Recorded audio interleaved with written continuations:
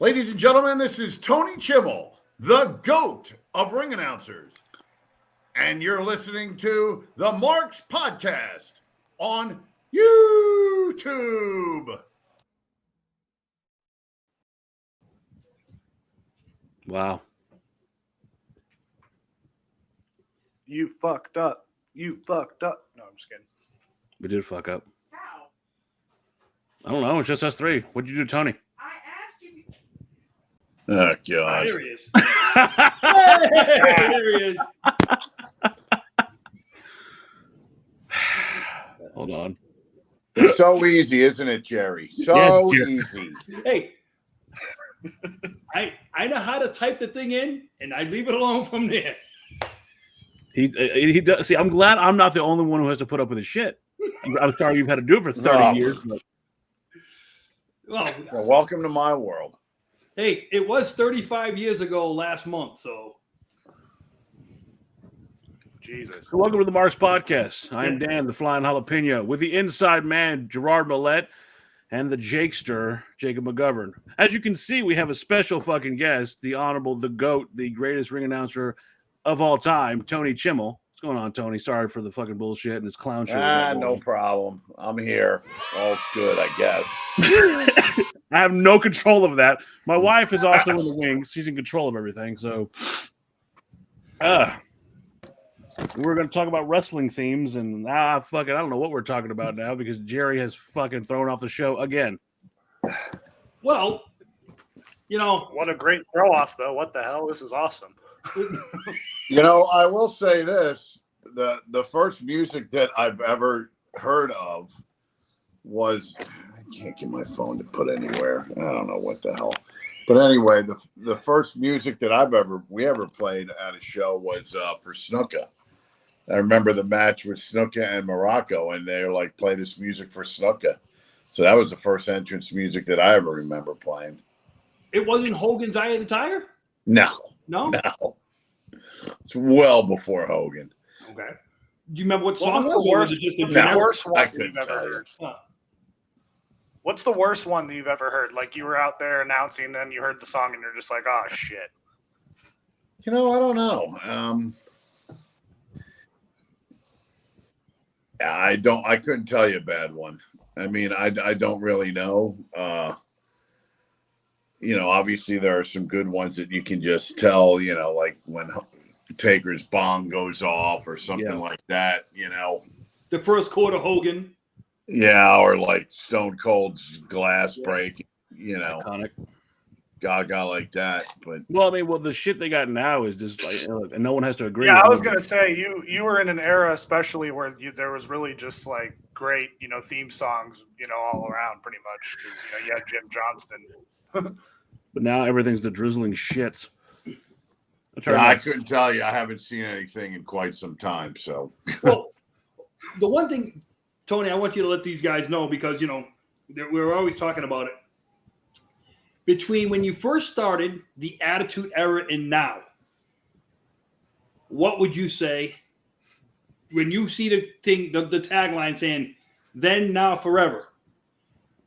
Then, now, forever, what would you say, hey, the biggest change through all of that? I don't understand the question, Jerry. What do you mean? No.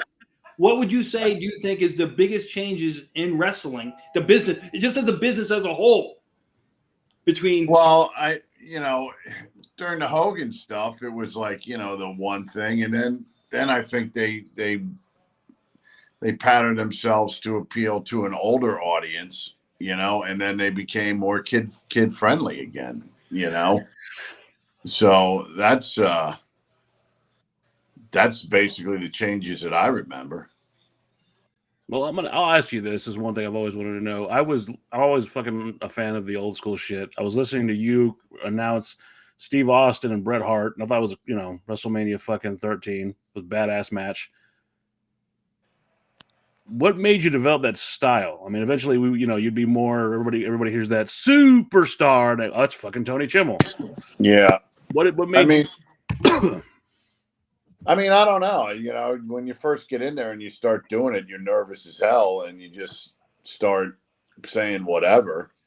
you know, and then as you become more comfortable on the microphone, you just develop a pattern or, you know, just kind of like my own gimmick where I would just introduce the people that as comfortable as I would think to do it. And, you know, it's putting over the talent, you know?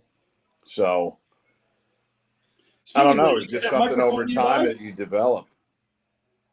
Speaking of that, you got your microphone nearby by any chance? Fucking Ah, the gimmick this fucking guy. So behind the scenes for y'all watching this shit, I made that fucking logo and I gave it to Tony. It was like, hey man, you know, it's yours, what have you. Motherfucker had that shit stuck and ready to go in 15 minutes, man. Just pulled it out of it. If you look behind me, it's over there on the wall too. Oh, there it is, right up there. And my wife go, aw. You made the wall. I made the fucking wall. Made the wall is it, see, is it the wall of shame or the hall of fame? The wall of Yeah, fame. There's more shit with him, really, Jerry. Really, you really? That's he's got Tony Chimel 30 years up there. That's the Yeah. wall of fame. It actually says 35 years. That should be an It was award. actually 38 total, I think. Yeah.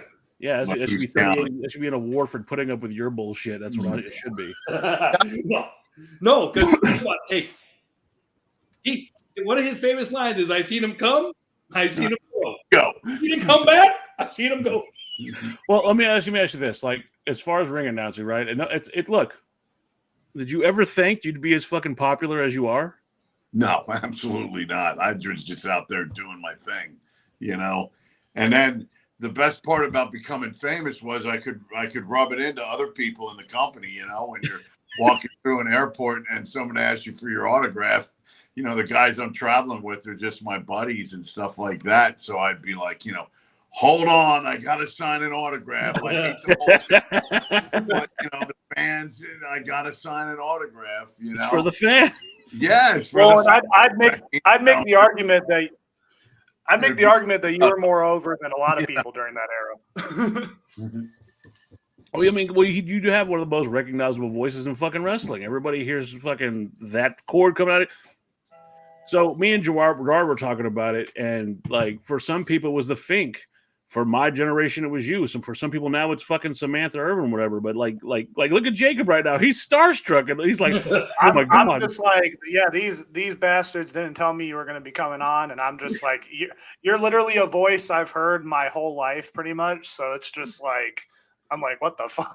Well, it didn't help either. Not That to make you feel old or anything, but it didn't help either that he made the internet again for, you know, the wrong reasons.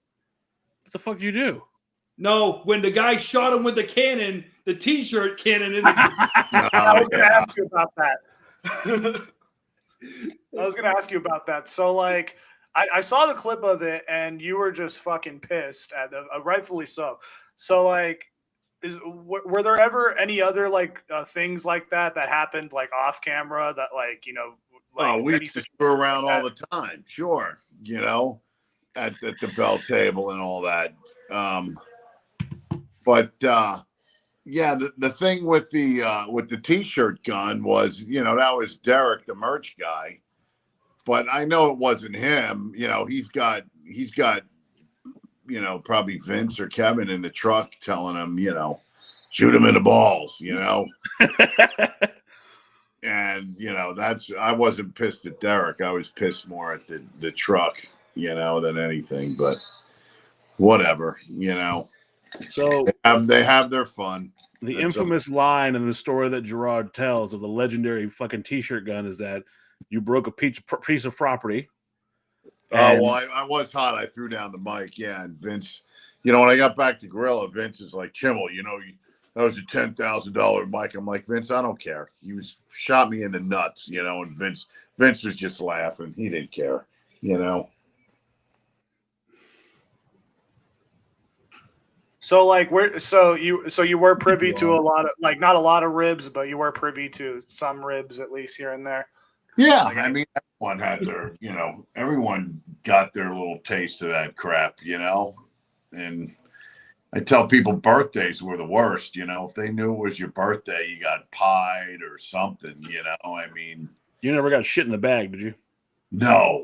That was more of, I don't know, but I wasn't part of that world, thank God. You know, He didn't. That was more to the plane either. That was more talent related, that stuff, and I didn't want to go anywhere near that stuff. Well, I mean, and Jacob, like Gerard said, the Road Warriors tried to drop their spikes on him, and then if you had a haircut like his, I would have done the same fucking thing. Well, so wait, let me ask you this too, because Gerard talks about how he used to go back there and talk to the stylist and want to get his haircut like Ted DiBiase. He wanted to be super fancy. Were you privy to any of that? Did you have a hairstyle back then that you wanted? No, I just. Come on. My wife's a hairdresser, so she would always do my hair. Wait a minute. She did frost it occasionally, for me, when I was going through probably a midlife crisis or something. But if you could still grow out a mullet, you'd still have his mullet. What's that? If you could still have your mullet, you'd still have your mullet. Well, I don't know about that, but I would take at this stage of the game, I'd take any hair I could get. So back him and Kyoto both rocked the mullet. Of course. It was a thing, Jerry. I mean, your last name's based on it. Fuck. Oh, no. I'm sorry to keep blocking the mic. I'm trying to find something here where I can put my phone so I don't have to sit here and hold it the whole time. Well, if you want to back out, I did send it to your email. Like I said, Gerard likes to say that it's so easy to do stuff, but I feel like a boomer. My wife had to set this up. My internet's been a dick. Some guy delivered us pizza, couldn't speak English, so that was a whole fucking 15-minute fucking ordeal. So it's been a long night. Hey, by the way, where are you guys at? I'm in Texas. Texas. I'm in Arizona. Arizona.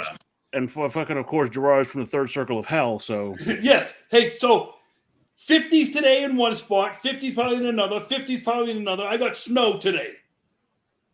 You deserve every fucking inch. Hey, don't tell me, Jerry. It was freaking down. It got down into the 50s today. Yeah, it was like at least 60-something today here, and that's rare. Fuck both of y'all, because the last 2 days, I'm driving to work. Jerry calls me every day when I get off work, and I'm like, hey... All you hear is da-dump, da-dump, da-dump, da-dump. He goes, what's that? That's the fucking sleet falling on my truck, Jerry. I'm trying to concentrate while you're trying to give me shit, trying not to slide into a ditch. Well, listen, this guy put up with it for what, 50 years? Where are you at in Texas? We're in the Dallas-Fort Worth, right there. We hit that fucking cone. Came over from Oklahoma. Yeah. But I feel bad for you because out where you're at, you have to worry about a fucking hurricane sweeping your house away. Yeah, well, not this time of year, but there are times. I'm trying to get into this thing on my computer and click your camera. Yeah, I had trouble getting into the link myself, so yeah, I'm not very tech savvy either. The next I see you got that. I need about an hour of prep time to actually get on this thing.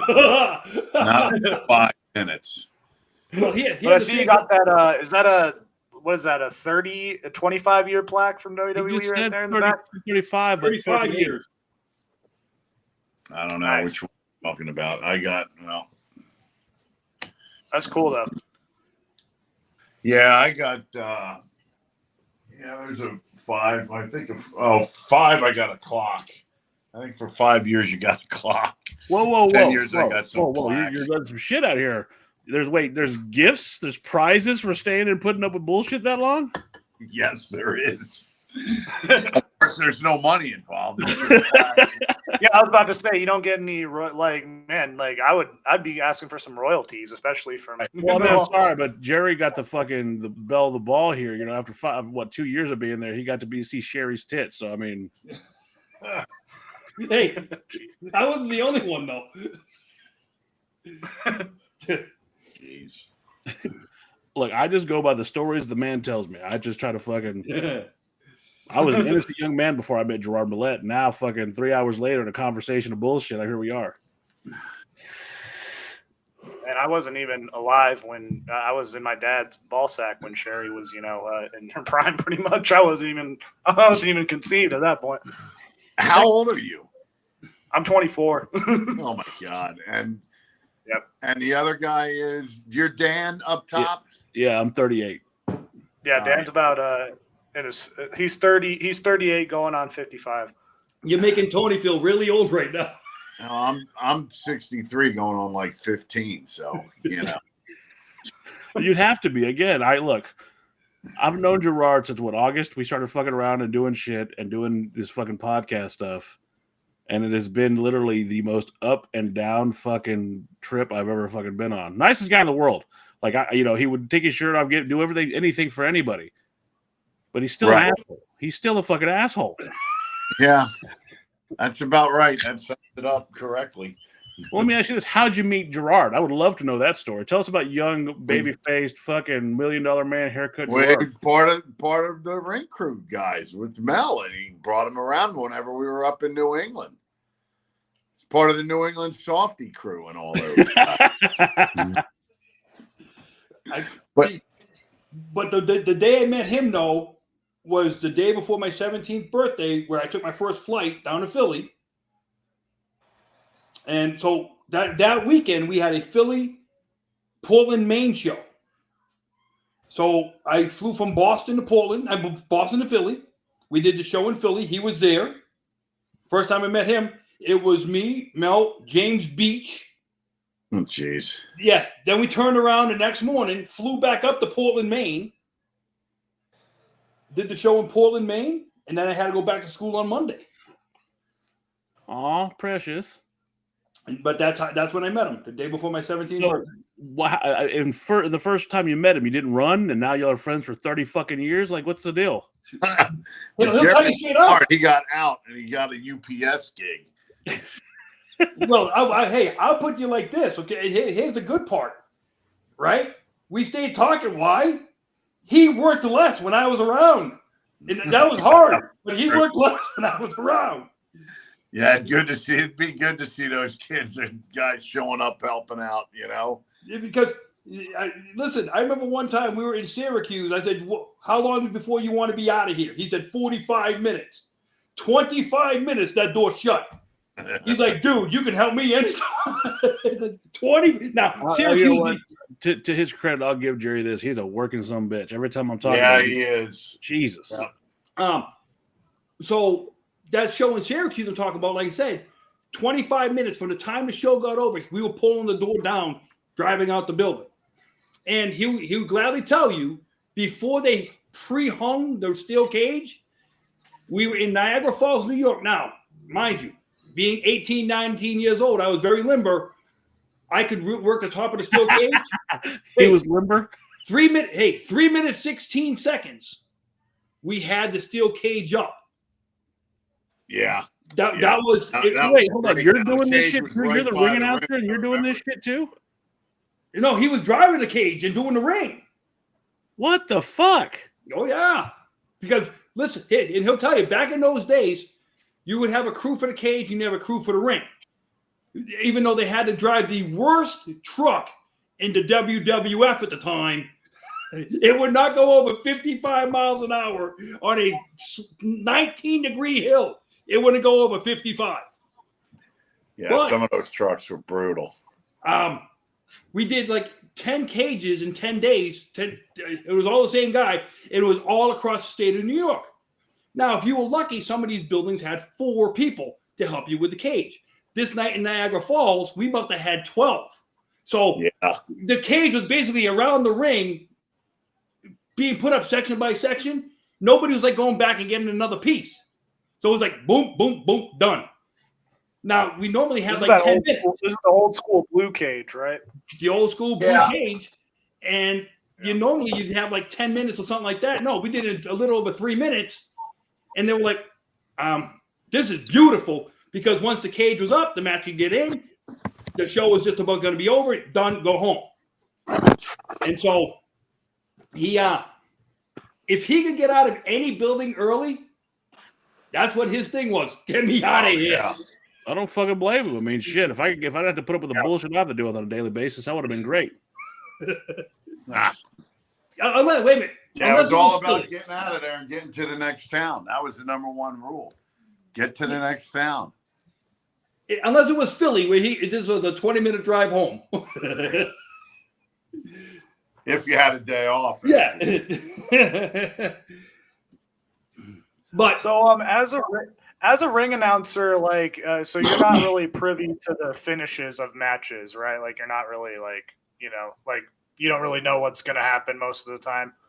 Well, usually at TVs, no, but you can kind of get an idea. And sometimes if I knew it was going to be an iffy finish or maybe something goofy, I would always ask Mark Yaton next to me, and he might know.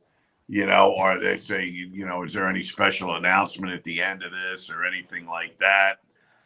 But at house shows, if, they do the same match, in 4 different towns. So, yeah, you'd see it one night and the next night you'd be, 200 miles away. So you just see it the next night, So, yeah, those matches I would know. So was there ever like a time? Go ahead. Oh, sorry, I didn't mean to. No, was there ever like a time where like there was a finish and you were like making that announcement and you were just kind of shocked? You were like, "Oh shit," or you were just kind of, Not really. I mean, unless of course I wasn't watching, which happened a lot. And I'm like, who won? So you weren't like Samantha Irving and you didn't cry while making an announcement one time. He might have just because he was going home. No, don't go there, Because it was finally over. So let me ask you this: like, were y'all the way Gerard? I did get yelled at one time in the truck because there was a guy, he was selling in the ring and they were acting like he was hurt. I don't know if they were bringing a stretcher out for him or something like that. He really wasn't hurt, but I guess you could see me and a couple other people by the belt table either talking or laughing and stuff like that. And I got called into the truck at the end of the night and, they said, Chimel, be careful when you're out there. You can always be on camera. The guy is selling in the ring and you're in the background laughing. I'm like, yeah, I get it. But well, see, here's the one thing a lot of people don't know, especially because this guy was a predominant New England guy. That microphone he just held up. There was an announcer in the New England area. His name was Frank. Frank had a habit of beating the crowd out of the building. How? Nobody I was so jealous of Frank. So especially Frank would announce, especially, back in the Hulk Hogan days, Hogan would always be on last, So he'd have his match, whatever. Here's your winner, Hulk Hogan. So, of course, all the fans are sticking around. The music's playing. Hogan is out there posing for 10 minutes. Meanwhile, Frank is already bolted out of the arena and beating all the traffic, because he don't have to tear a ring down. He don't have to do anything extra. He's just in there ring announcing. And boom, he goes. And we'd be sitting around waiting to go tear the ring down because Hogan's in there posing for 20 minutes or whatever. But, Now, the thing about this, though, this guy got into trouble one night because he left the building and made an announcement. The match wasn't over. Right. Yeah. He had to make some other announcement and he was already gone. Yeah. That shit catches up to you eventually. But in Chimel's thing, he goes, hell, give me a Mr. Microphone. I'll make the announcement driving down the highway. I know. Well, like the way y'all talk about it, like the old days, and I hate to say like old days, when y'all were first, y'all first met and everything, it seemed like WWF was like a mom and pop shit. It was like y'all were just kicking it and having a good time. It was a bunch of family doing a job. Yeah, I mean, it kind of grew with the company, So, I mean, I started in 83. So, I mean, yeah, at the beginning, we were doing high schools and stuff like that. And I wasn't even announcing yet. It was just set the ring up and go hang out until it's time to tear the ring down. And that's all we did. And then we just evolved like the company evolved, So the next thing I know, we're setting the ring up. The next thing I know, we got pads around the ring. Next thing you know, we got setting the ring up. We got pads around the ring. And now we got barricades, So, I mean, it was an evolution process that, we were part of and just, well, help build that machine over there. That now I watch it or now I hear stuff. I'm like, oh, now they have advertisements on the canvas. Really? I was saying that freaking 20 years ago. Why don't we do that to make money? Oh, they're not running house shows anymore? Funny. When I was there, they were doing 5 house shows a week. Hey, Yeah, I told these guys about the 10 and 3. House show schedules, man. Was it Those Gerard? house show schedules. No, I told them about the 10 and 3, right? 10 days on, 3 days off, 10 days on, 3 days off. And I said, guys, at least the guys had times to work on their matches back then. Without those house shows today, the matches on television don't come across as crisp as they used to come across. Now you got to do everything on your first take because you don't have time. Yeah. You don't have time anymore. And yeah, but usually the guys that are on TV at that stage of the game know their craft pretty good, I think. And I like I said, I haven't watched in years, but I'm assuming that, even when you were guys there, like you didn't watch the Conker. matches. Huh? Even when you were there, you never watched the matches. Well, yeah, somewhat true. But I mean, when you get to that level, those guys probably know their craft pretty well. And, Well, how did you fall into it? You said you were a ring crew at first, right? How the hell did they end up giving you a microphone? He goes, oh, this kid's got a good voice. Let's see if he somebody didn't show up one day. Was it Jerry? No. No. I remember I was in East Stroudsburg High School, and we were doing a show, and Joey Morello, who I worked with, came to me. He's like, they want you to ring announce. I'm like, what do you mean ring announce? He's like, yeah. And he brings me back by Arnie Skolin. And I'm like, Arnie, I've never ring announced before, And he's like, all you got to do is just sit by the bell table. They actually had like an 8-foot table by ringside those days. And he's like, just announce the guy as he comes out. And I'm like, I'm dressed in like, tearing the ring down clothes and a t-shirt, And he's like, that's okay. Just don't go in the ring. Just stay by the table and announce the guys and then announce the winner. I'm like, I've never done this before. He's like, we'll pay you $50. And I'm like, okay, I'll do it. So that's how that started. And then, once we had to time keep or play music or take jackets and stuff like that, you were by the show and you saw what was going on. And I watched Mel a lot. Jerry, you know that, you'd see what Mel was doing, how he did it, and you kind of got the gist of how things went. And, after a while, they're like, hey, he can do it. If he gets a suit, he can do it. And that way we don't have to worry about a commission guy showing up or, Frank Cisnowski leaving early. He's got to be there with the ring. So if he can do that, we're killing 2 birds with 1 stone, And it would lead to a fucking career that, like I said, you're literally one of the fucking faces of it. Well, right. and then led to being the GOAT. I was just a baby GOAT back then. Yeah. So and the reason why I say I'm the GOAT is because not only do I think I was good at what I did, and I will say this, to me, it's, if you want to say I'm not the GOAT, it's Howard. That to me would be maybe the only other legitimate one in wrestling that I can say that would give me competition. But the reason I put myself over Howard is because I was out there way more and I did way more, house shows and stuff like that. Howard would do TVs. Howard would do the Garden. Yeah, he was a novelty thing. I get it. And maybe, I was out there at all the TVs, at all. And I was about to say, you were on SmackDown literally since the first episode up until right.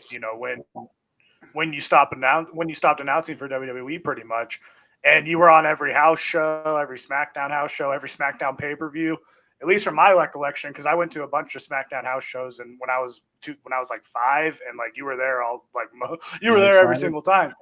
Where was this? Oh, yeah, no, in Arizona. Yeah. Where at? So I went to a couple in Tucson, and then I went to one in Phoenix. Okay, because the reason I bring up Arizona is because we did a show at a baseball field one time, and I had to referee, and it was the only time I ever refereed. Somebody wasn't there. Somebody didn't show up. What's a city in Arizona that's like right on the border of Mexico? We did a show there. not Mesa. Is Mesa down the bottom of Arizona? What's down the bottom? Well, so there's Tucson, and then there's but right by the border. Fuck, I've really bad concept. Like I have really bad concept of where I'm at because I don't even know what street I live on. But yeah, did a show at a baseball field, okay, and Timmy White was like, "Chimel, you're never refereeing again," you know. Tell me about Tim. I did okay. I mean, you know. Well, speaking of Howard Finkel, so you had a tuxedo match against Howard Finkel once. Yeah. How was that? What was your experience? I finally get put over once. Yeah, that was fun. I enjoyed it, you know. But another thing about me being a GOAT, let me get back to this real quick. I did other stuff. When I see these announcers that are just ring announce, are you kidding me? That's all you do? So let me get this right. You're doing like Raw for 3 hours once a week. That's your job, and that's it. I mean, I would have loved to do that. You know, I would come into buildings and work in the production office and get in the arena at like 6 or 7 o'clock and do production until like 3 or 4. Then go out and do rehearsals from 4 to 5 or 6. Then get dressed, do the show. Then after the show, you come back and you got to go do more production stuff and tear down stuff and load out 20-some trucks. I mean, these people that come in and all they do is ring announce, you know, I can look like $1 million and do that if I'm working 3 hours a week, you know? Well, and you, this might you and Lillian Garcia really like did that too. Like at least from my because Lillian Garcia was on like every To show. be fair, I don't think Lillian Garcia was taking down the truck. Yeah, I don't think. Well, of course not. Yeah, she didn't do house shows. Okay, well, well, there you go. But it's just more because, like you said, you were really like you were everywhere pretty much. Well, I'll put it like this: when Lillian Garcia turns 63 years old, she won't have the problems with her body that guy does right there. Well, no, and again, going back to it, and I was talking, like I said, I talked to Jerry, fucking Jerry. Fucking, I was talking to him about some shit, and you know, like I said, for ring announcers back then, Mel was his guy. For a lot of people, it was Finkel. For me and a lot of people fucking my age, you're the fucking shit, man. Like I hear your voice everywhere. I hear fucking Steve Austin. I know that's you. On his way to the ring from Victoria, Texas. You know, I know that's you. And like when I hear names that like when I hear particular like jobber names, I'm like I can hear Tony Chimel's voice announcing this name like on a velocity match or something like that. You know, it's like a lot of people. I'm just like, man, if Tony Chimel announced this guy, he would just sound so much better. Like, go ahead, Dan. I mean, interrupt. Very good. How does that feel though, Tony? Like, you've touched a generation of fucking kids and fucking. Yeah, I never really looked at it that way, but it's nice when people say that. You know, like, yeah, I grew up listening to you, and you know, I do my Chimeos and people. By the way, I'm on Cameo. I might as well promote that too. Yeah, we'll put it if you're good with that, wife. We'll put it in the description. We'll put it in the description. You know, I'm on Cameo. People love to get announced. You know, so I announce him as a superstar, or in my case, a superstar. You know, and I'll do that, or they want some special announcement. I've announced guys' wedding parties, birthdays, you know, all sorts of gaga. And I loves me doing a cameo. So look me up on Cameo at Tony Chimel 6986.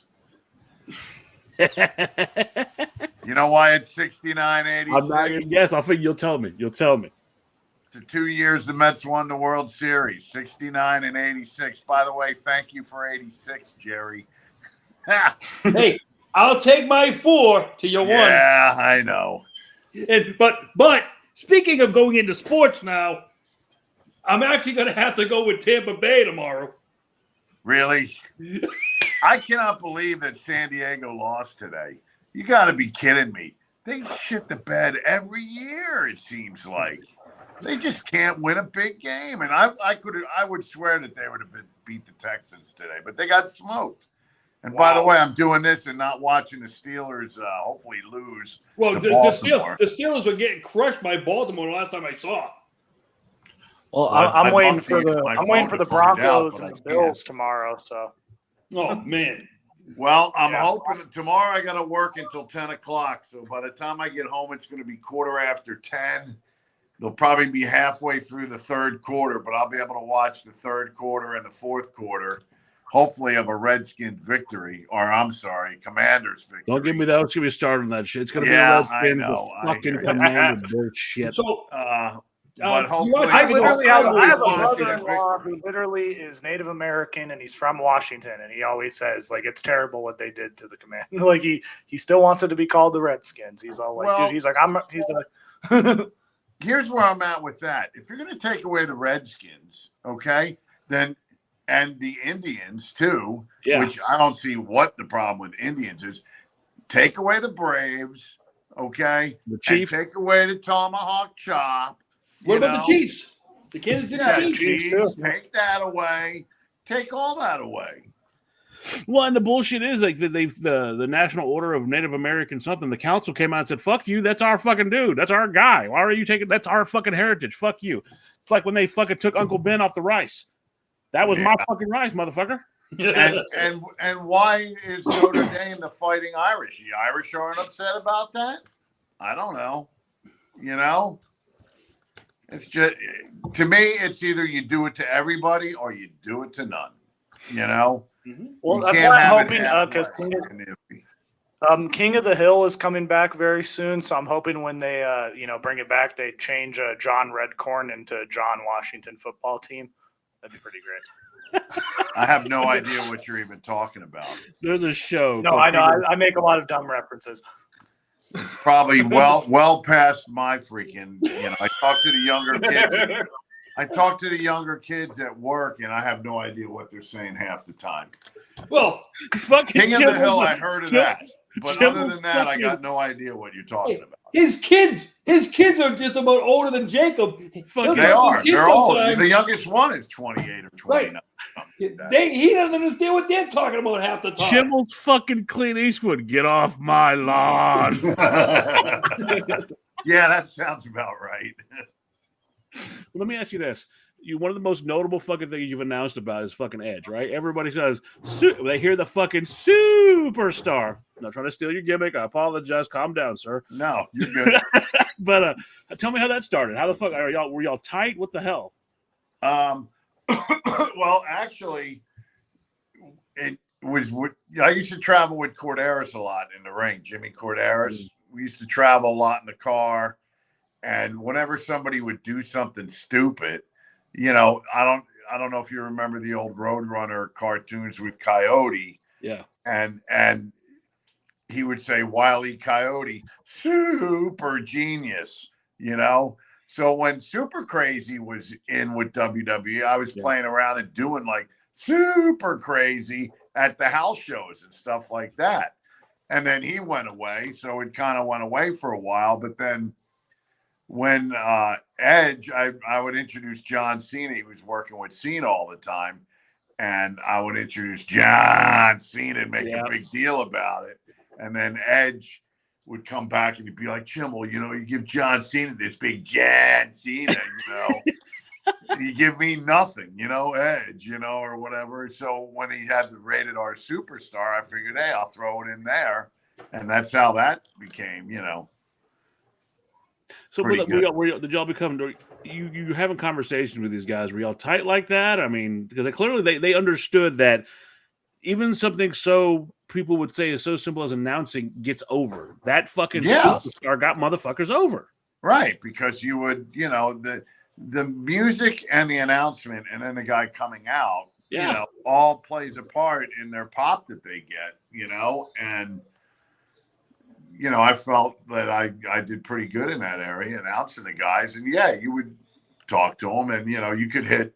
I didn't ask how I should announce you or anything like that, but maybe some ways it's like, hey, or where are you from or how much do you want me to announce you to wait or anything, they would tell me that. But, you would just hit different syllables in their names, harder than others.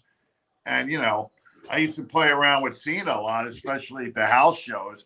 I would have to try and hold the John for as long until he slid into the ring, and sometimes he'd be making me hold on to that John, forever until he got into the ring, So wait, did you have to announce Juan Cena too when that was a thing? No, I never had to do that.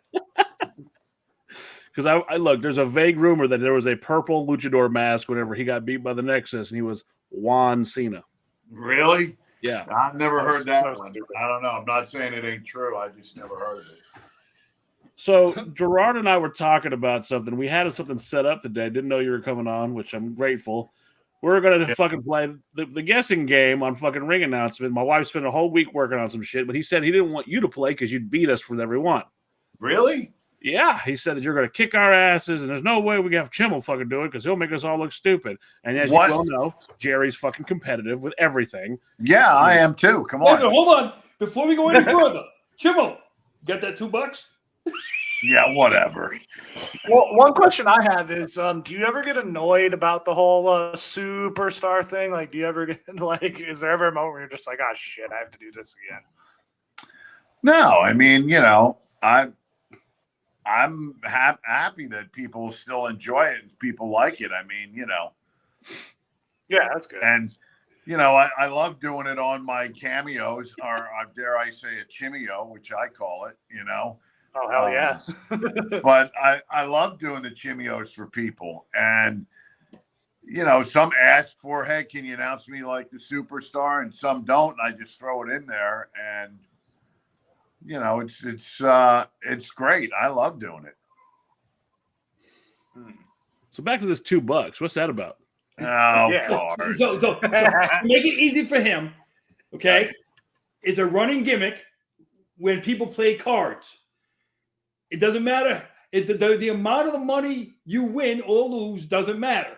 Right. At the end of the day, if you won, you would nag that person by how much you won by. Yep.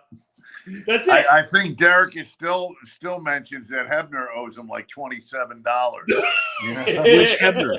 Which This Hebner? is going on for like 15 years now. Hebner hasn't been with the company for like forever. And Wait, which Hebner? Because fucking Brian. Okay, so Brian, like, Brian. look, I'm sure his dad could have made it back in the trunk of his car with the fucking merchandise he was shit. playing. But no, put it this way. He would have that. He'd have that thing with Cena. Cena be walking by and say, "Cena, you got that $1?" Yeah. Oh, yeah. Or if they paid you, you'd say, hey, thanks for that $5 today. Hey, thanks. Until the next time you either played, Right. and won or And then lost. then the other guy would win. Yeah. It was all, we used to love playing cards on the road. That was the absolute best. Dan, I'll put it like this, Dan. So the first time he comes up to my city after I leave, him and Kyoto try and play me in cards. Oh, God. Chimel, would like to tell him how that ended? Yes, Jerry would always end up taking our freaking money. We played Beale Street, which is a 4-person game. Sometimes you can play it with 3 people, but it'd be like we'd want to come into Jerry's town, see Jerry, take his money, and leave. But Jerry would always win. It seemed like every time we'd play, he'd win. He's a fucking ringer. That's what he is. No, here's the funny part. We did it one time, and the security guy goes, "Nobody pay him. I'm just going to throw him out of the building." Because now in this game, a certain part of the game, if you did there was always a 25 hand game. If you went all 25 hands and didn't get set once, you got a nice pool of money. Yeah. Well, this particular game I'm talking about, I got all 3 guys like, dude, we need to set him. We need to set him. And so nobody set me. So I walked out of the hand with like $70. And they were like, what the Christ? Yeah. We see make this a guy nice 2 or 3 chunk of times a change. year, and every time we see him, we lose to him. So y'all the Bill Street crew and counter to the Bone Street crew with the fucking Undertakers. Well, no, listen. When I say they had a competitive game going, they had game charts written up and everything like that. It was competitive. Oh, They yeah. had- We would have gin tournaments too and stuff like that. Like when we would go overseas, we would have gin tournaments. We'd have like a 12 or a 16 person. Everyone put in like $20 or something, and the winner gets the pot, So we had them all playing. Orton would play, freaking Kofi would play. Cena always played, and then you had the card guys, Big Show and Taker, and everyone would be in it. Don't get going on Arnie. Don't get going on Skolin and stuff like that either. God damn. No, Arnie was the best. Now, So what's this game that we're playing? I was about to say, wife, you ready? Ready? Entrance themes. Yeah. Here we go. I'm going to win, just so you know. Welcome to Name That Superstar, the game where I, Mrs. Producer, have previously selected wrestling theme songs, all in an attempt to see which one of these marks really knows their stuff and see who can get the most correct answers. Doesn't this sound like fun? Let's get started.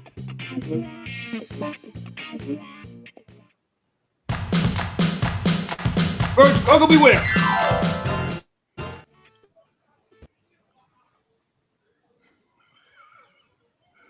I already said Coco Beware. Was that right? What's going on? Oh my God, you knew it already? It was Coco. We didn't even know. I didn't even know it started. What the heck? What happened? A lot of lag. There's a lag. I'll say Colonel Mustafa.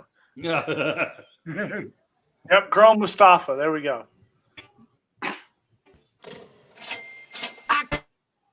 Oh, Ted DiBiase Jr. Ted DiBiase Jr. I know that shitty music anywhere. I knew it. That's easy. R-Truth.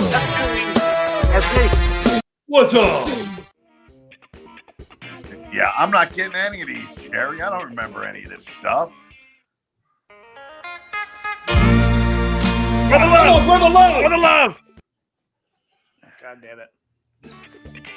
Is there points for this? I don't know. I don't know. We're just yelling shit. Wait, no, Andre the Giant. Andre the Giant. What? Andre the Giant, I think. Only a third of that. I don't even know if Andre had it. Yeah, I'm like, Take Robert. Take Robert. I just know it's like he had a theme song in the games. This is lagging very hard for me. It's lagging very hard. Jerry, turn off your background. It might be what's causing the lag. Yeah, it's all your fault, Gerard. It's all your fault. Jerry's the ringer. That's how he got you in cards. He cheated. He had fucking cards in the sleeves. Ah, now I know.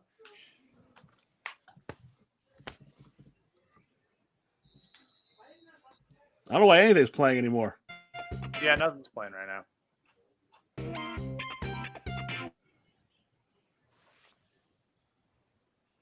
We need to play it until somebody guesses. I'm hearing pieces. What? Being a dick. I gotta say though, can we just give props to Trips for making this? Like, the production on this was, the production on the intro was just 10 out of 10. That was great. Oh God! Oh, come on, no one knows Paige's theme song. I do. I love that theme song. She didn't really. You know what her theme song was? Bound chicky wow wow. Hey man, that's a low blow, man. We don't do really. that. This is coming from the guy who fucking said smart ass shit. Whatever. Never mind. I'm not gonna go there. Emma. That was Emma. Oh, Emma. Yeah, I knew that shitty theme song. I remember that era. Emma. Yeah, no, she's. You did have a hell of a mess with her name too, because I could still hear you. Why is it not playing for shit? Yeah, I think that I'm just stuck on Back out, on come pre. back in the back. Yeah, I'm just stuck on pre-plastic surgery page. I hear AJ Lee's That was theme AJ song. I Lee's know music. So back out. It's still there. That's AJ Lee. That was AJ that. Lee. Yeah, I already knew that. Yeah, I knew that. Oh. Well, that segment was a bust, but it's okay. I'm gonna blame. I'm gonna blame Gerard. That's what for happens that. when you're live, though. I'm gonna blame Yeah. Gerard for that. Yeah, let's blame Yeah, Gerard. I'll blame Gerard too. Yeah. Oh, Because there's he a has, shot. Gerard, like, you know, it's in his contract, Chimel. It's in his contract that he will Yeah. not come live. Jerry, what unless is he ha- with the prison background? That's what I'm What is saying. that all about? He will All right, not. hold on. That's what I'm saying, Chimel. He will. It's in his contract with us. He will not come live unless he's allowed to have full functional background authority. He can do whatever he wants. Okay, Chimel, I'll do that one for you, okay? How do you do that? What is? God, It's again, I like a hate to- shitty green screen app thing that this has. Well, listen, if you really want me to take you old school, Chimel, Oh my God, is that you in a suit? yeah, that's me in the suit. Hey, Oh, wait a minute, Chimel. That's in Honolulu, by the way. oh, of course. I really like my favorite part about that is the maroon tie you have on. Like it looks like He'll tell you. Those were the gimmicks. Yeah, it was No, it probably looked ni- yeah, it looked it had nice. the It was like- WWF logo on it. I had one of those ties. You still do? Oh, That's so I- cool. listen, you know the best one was the day they gave us the jumpsuits. Yeah. Oh, Then I ended up using mine forever whenever I was painting the house or painting rooms inside the house. It was great. We needed it. You know, you just put it on. You wouldn't get your own clothes dirty or anything. right. But the thing was, though, I sweated more than that than I did in any T-shirt and shorts. Yeah, I know. Yeah. That was nice, but boy, they were a bit warm. Oh, yeah. Let me ask you this. You said earlier that you got a fucking clock for 5 years, right? Yeah. What? So you were there 38 years. Right. What else did you get? A kick in the ass? For 10 years was that plaque. There's a microphone up here. Let me see. Oh, the microphone was for 20 years. But then we would get like bonuses, I think, for like 25, 30, 35 years, you'd get a bonus. So you've taken enough of a beating where they start giving you money now? Yeah, it was a nice little chunk of change it gave you, you know. I mean, the company's actually, over the years was good to me. So, when I got let go, I went through every emotion, and I hated this and this was bullshit and that sucked. But, now when you get time to think about it, I've had a nice career and a nice run, and there's life after wrestling, and I enjoy it to hell. So I love it, and I had a good little run, so no hard feelings. Well, I'll say this. Well, so when you got let go, like, was it like did they tell you why you got let go, or is it like a situation where they were? Just No, like, I never really was given a reason. I can only assume that they, it was during COVID, so I guess they were having cutbacks. At first, I got furloughed, so I was furloughed for a while. I remember when that shit happened. There was a bunch of And then I got let go. So I wasn't given an actual reason. I can only assume that we got other people that can do the same job for half the price. So which I think is kind of horseshit, in my opinion. Of course, people can take it how they want, but you literally are a voice for a fucking generation. You're fucking Tony Chimel. And I didn't realize how long that I'd grown up with your fucking voice. I can tell you, watching WrestleMania 13 with my dad as a fucking kid, he loved Steve Austin. Of course, I'm a fucking mark then too as a kid. Bret Hart's the best. No one, he's the good guy. No, why are y'all booing him? Blah, blah, blah. And I'm, going back and rewatching that recently, because I was watching the Broken Skull sessions. Fucking, you were there. You were there for everything. And Austin's a great guy. he seems like it. Never got that pleasure, but it was a bond, and y'all were a family. And when I brought up earlier, things were like a mom and pop in the beginning. It felt like y'all were a mom and pop, and then it became Subway, and y'all were just victims of the fucking bullshit of it becoming Subway. Well, it would be great because we'd be in the locker room all playing cards and stuff, and then Austin would walk in and he'd be like, "What are you guys doing? Playing cards?" We're like, "Yes, Steve, we're playing cards." You know, but that would be his gimmick every time he walk in. You guys playing cards? You got any stories like that with some of the guys? I don't know. Like that was his. You know, he was always nice. You know, and I remember one time there was a thing in the ring where he was stunning everybody. This was just on X or something. I think I saw a little while ago. But he came down the ring and he was stunning everybody, refs, you know, agents, everybody. He throws me in the ring. He stuns me. Of course, I don't know how to take a bump. And I think I bit my tongue, you know. Sorry. And I rolled out of the ring and there was Kyoto there. And I'm like, I'm spitting blood out of my mouth. He's like, "Yeah, you want to be a wrestler? You can't even take a bump or anything." He's getting on my shit. Wait. Tony Yes. Chimel wanted to be a wrestler.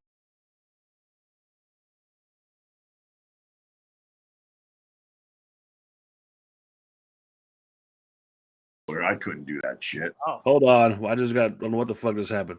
I'm gonna repeat that. That's like musical chairs here we're playing or something. I'm gonna fucking try to do the same exuberant fucking voice. Wait a minute. Tony Chimel wanted to be a wrestler? No, Kyoto was just saying that when I was out there spitting blood out of my mouth because I bit my tongue when I got stunned. But you know, Let me go on even more. You know, I know that Tim White famously got knocked off the Hell in a Cell or into the back of the Hell in a Cell, got hurt. I think his referee career had to end after that, shortly after that. Any injuries, anything like that from just, you know, on the job? for me, Yeah. no. I remember the first bump that I took was I was timekeeping. I think it was at Patterson College in North Jersey. And I was just sitting there like timekeeping, and the Sheik fell out of the ring. And he just like rolled over by me, and then he just like forearmed me on the back, and I just like fell down, you know. And that was again. I'm like, you why didn't the see hell the is he super kick doing from hell that he that? took? Huh? The super kick from hell that you took. Oh yeah, from Brett. That was or Sean. Yeah, that was great. Yeah, I love that. What the fuck did Sean kick you? What'd you do to him? Was it WrestleMania? Nothing. It was just part of the match at WrestleMania. WrestleMania 12, the Iron Man match. Bret Hart fell into his lap. Sean went to go kick Bret. Bret moved, hit him in Holy his chin. shit. That was, oh fuck. I got carried out on a stretcher. That. Did you do the thumbs up on the way out? No, I did not do that. But when I got into Gorilla, I think Bruce Pritchard dumped some water on my face. You know, I'm like, come Fucking on, Bruce. Dick. But I did I got $1,000 bonus for that. That was nice. I'll take a super kick for $1,000 extra. Fuck that. You know, Brett was, fuck that. and you know what? There's a little backstory on that. First of all, when they were talking about it and going over the match before it happened, Sean was like, "Who am I going to kick? Oh, Chimel? Oh, okay." You know, he was all happy about it. The thing that I was worried about was, you know, I'm going to see it coming. I'm going to turn my head or something before he hits me. But Brett was so good at his job that when he moved, the boot was there. I didn't have a chance to, you know, look away or flinch or anything like that. And Brett told me years later after that, I forget where I saw him, either at a show or something else, but you know, he's like, "Tony, I always meant to tell you that, you know, I remember that super kick at WrestleMania." And he's like, "That really helped us get by that match because, you know, when you're in an hour-long match, there's going to be lulls in it and stuff like that." And he's like, the match kind of was a lull there, and that kind of like picked us up and gave us a breather, and we were able to go the next 20 or 30 minutes, you know, and that really helped. And that meant a lot to me coming from Brett, you know. So you have high opinions of, you know, I think the world. Yeah, I always liked Brett. Brett was nice to me. They're all nice to me. You No know? heat with anybody? What's that? No heat with anybody? Macho Man back in the day could be a little bit antsy, especially when Liz was around. You didn't get to drive her up to the arena like someone. Look at this fucking Cheshire cat up here smiling. Like, I drove her to the ring. I had Macho's respect for years. Yeah. I remember one time we were at the Spectrum and he was like, "Hey, can you walk Liz back to her dressing room?" I'm like, "Yeah, I'll walk her back." So I walk her back. We get like 10 feet. And like some guy backstage is like, "Hey, Liz, can I have your autograph?" And she's like, "Yeah, sure." And then Randy goes to me. He's like, "I told you to walk her to her dressing room, not have her sign autographs." I'm like, "Well, what do you want me to do?" I mean, somebody asks her for autographs, she's going to sign it, I don't know. But I mean, that's about as bad as it was, which ain't bad at all, really. No. I mean, other than that, he was pretty nice.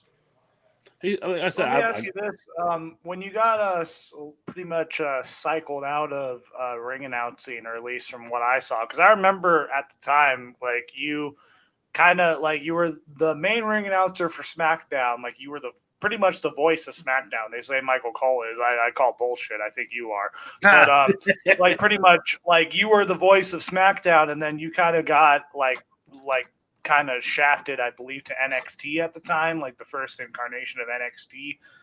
And like, I don't know, like, was there ever a conversation that like you were kind of being cycled out, like as far as ring announcing goes, or? I never did NXT. I did ECW, I think, when it came. Yeah. Oh, okay, there we go. Sorry, I'm thinking that might have so been it. Yeah, but I remember because what was happening was I was doing this for like 20 years now.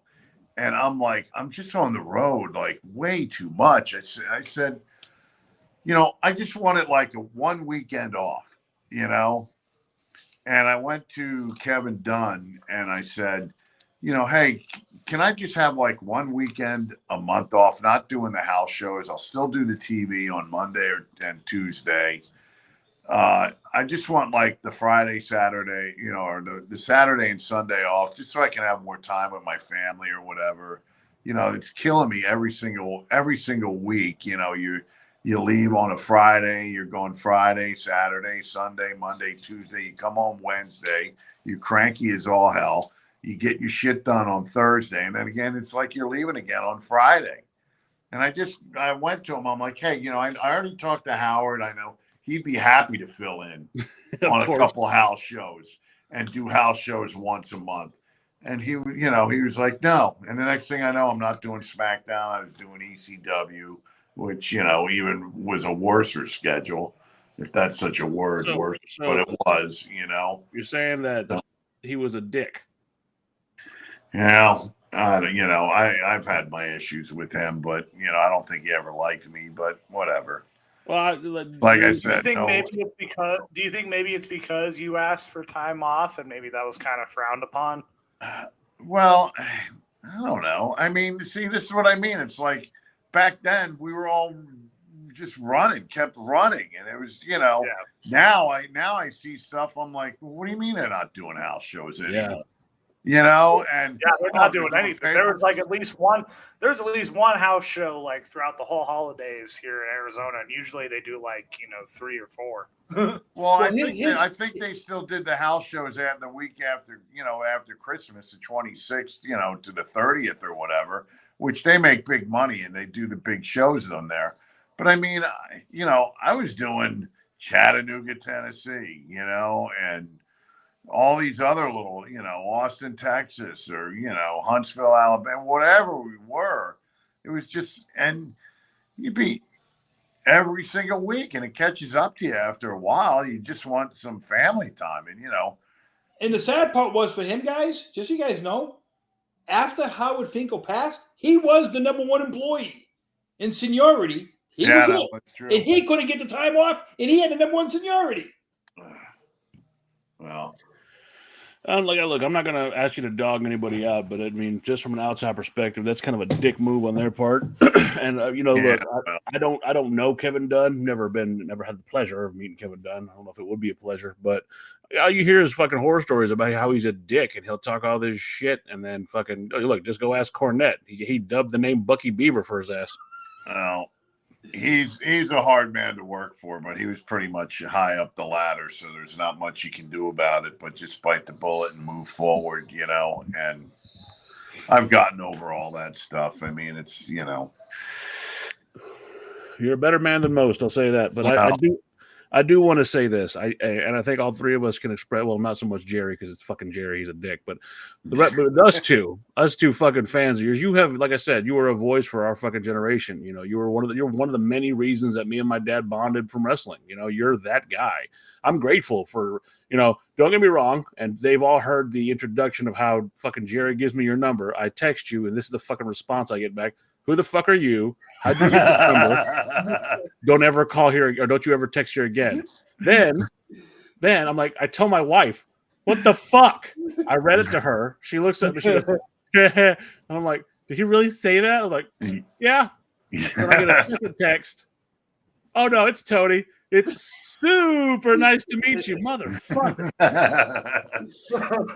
You did it. Hey, the thing Can't was, make it easy on you. No, I see that. And fucking, I hear him and Gerard. He's on the phone with Gerard. Is this guy got a fucking mark out for me or some shit? Oh, Hey, I'm glad you are. no, like I said, a huge fucking Order a fan. Chimel. Come on. I said, Well, I could. I mean, you saw me. I could barely even talk when you first came on. I was like, "What the fuck?" But again, if we're yeah. saying this and we're grown as fucking men, like you've had effect on so many fucking people. That's got to feel good, right? Yeah, like I said before, you know, it's nice that people enjoyed what I did and, you know, give me some credit for what I did. And, you know, it's just nice that I'm appreciated, especially from the fans. Not just us, because again, I remember when you heard the name of the podcast, you're like, of course it's fucking the Marks podcast. So, like, again, behind the scenes, when y'all see that wonderful fucking one take, motherfuckers, that's fucking professionalism. One take, this motherfucker does the entire fucking intro and outro for us. And he wanted to take liberties. It was awesome, fucking awesome. But like, I think people would love to hear from you. And I know that it's been brought up here and there, like, but if you ever decided you wanted to do a podcast or whatever, I think there's a place for you that people would love to hear the stories of fucking Tony Chimel, because you're an interesting cat. You're not exactly, you know, when you see you in the suit and the blue tie and you're Tony Chimel, they think you're this proper, oh, it's Tony fucking Chimel. That's the fucking, but you're a normal fucking human being. You're a cool ass motherfucker. I know. And I get that a lot. And the most ironic thing about this is you're not a mark, essentially, you know, like, because you know you're really not, like, you know you're not a mark, like, because, you know, marks, you know what I mean, you know, like, marks is used as a derogatory, you know, term, but like you're like, wait, hold on, Jacob, what are you trying to say? All right. No, of course, yeah. No, but like, you know, you're a guy who's just like, you know, I did a cool thing and I'm glad people, you know, care about me, where other people just, you know, very much lean into that, like, you know, yeah, I'm the greatest of all time, and like, you are the greatest of all time, but you're not, you know, like, can you know tell he's excited? Tony, can you tell he's fucking excited? I am very excited. I'm sorry. Well, no, not even wrestling. They fucking sit there and talk about fucking baseball, football, and sports. Yeah. Oh, yeah, that's what I'd rather talk about. Like, what I mean is, like, wrestling is it you don't live or die by wrestling, essentially. Like, oh, you no, know, like, no, fuck put it that. this way: when he was off the clock, he was off the clock. He wasn't. Like I said, I haven't really watched wrestling all that much. Since I've been gone, if at all. I do occasionally work for AEW, which I love doing that, and that's really fun to do, and I keep up with them more than I, you know, do anything else. So that's a pleasure to go work for those guys, and it's a lot different, but in a lot of ways it's better, and I still get to be in the business a little bit. But yeah, if I had people say you should have your own podcast, you saw what it was like just for me to get on this thing. Okay. I need my own IT guy, you know, and that's, you know, I grew up without a cell phone and without all that stuff. And when I was at WWE, if I had any issues with the computer, hey, can you send an IT guy in here? Or, hey, here's my phone, fix it. You know, I never knew any of that garbage. I never had to. And I didn't grow up with it, so I don't know. And to this day, I just call on my daughter and I'm like, hey, my printer's not printing. Why is it not printing? And she had to take me through a half hour of gaga to me to understand why it's not printing and fix it, you know? Well, Jim, she's doing it over the phone. hey, you'll like this one. Here, Hildadi actually got me an iPhone for Christmas. Right. Yeah, if you turned off Alcatraz, they could actually see the phone. Oh. So what? What did you always have, like the Android thing or whatever? Yeah, she finally got me the damn an iPhone for Christmas. Yeah. I was like, wait a minute, you got me an iPhone? And then she gave me the iPods. Oh, I hate those things. I hate those.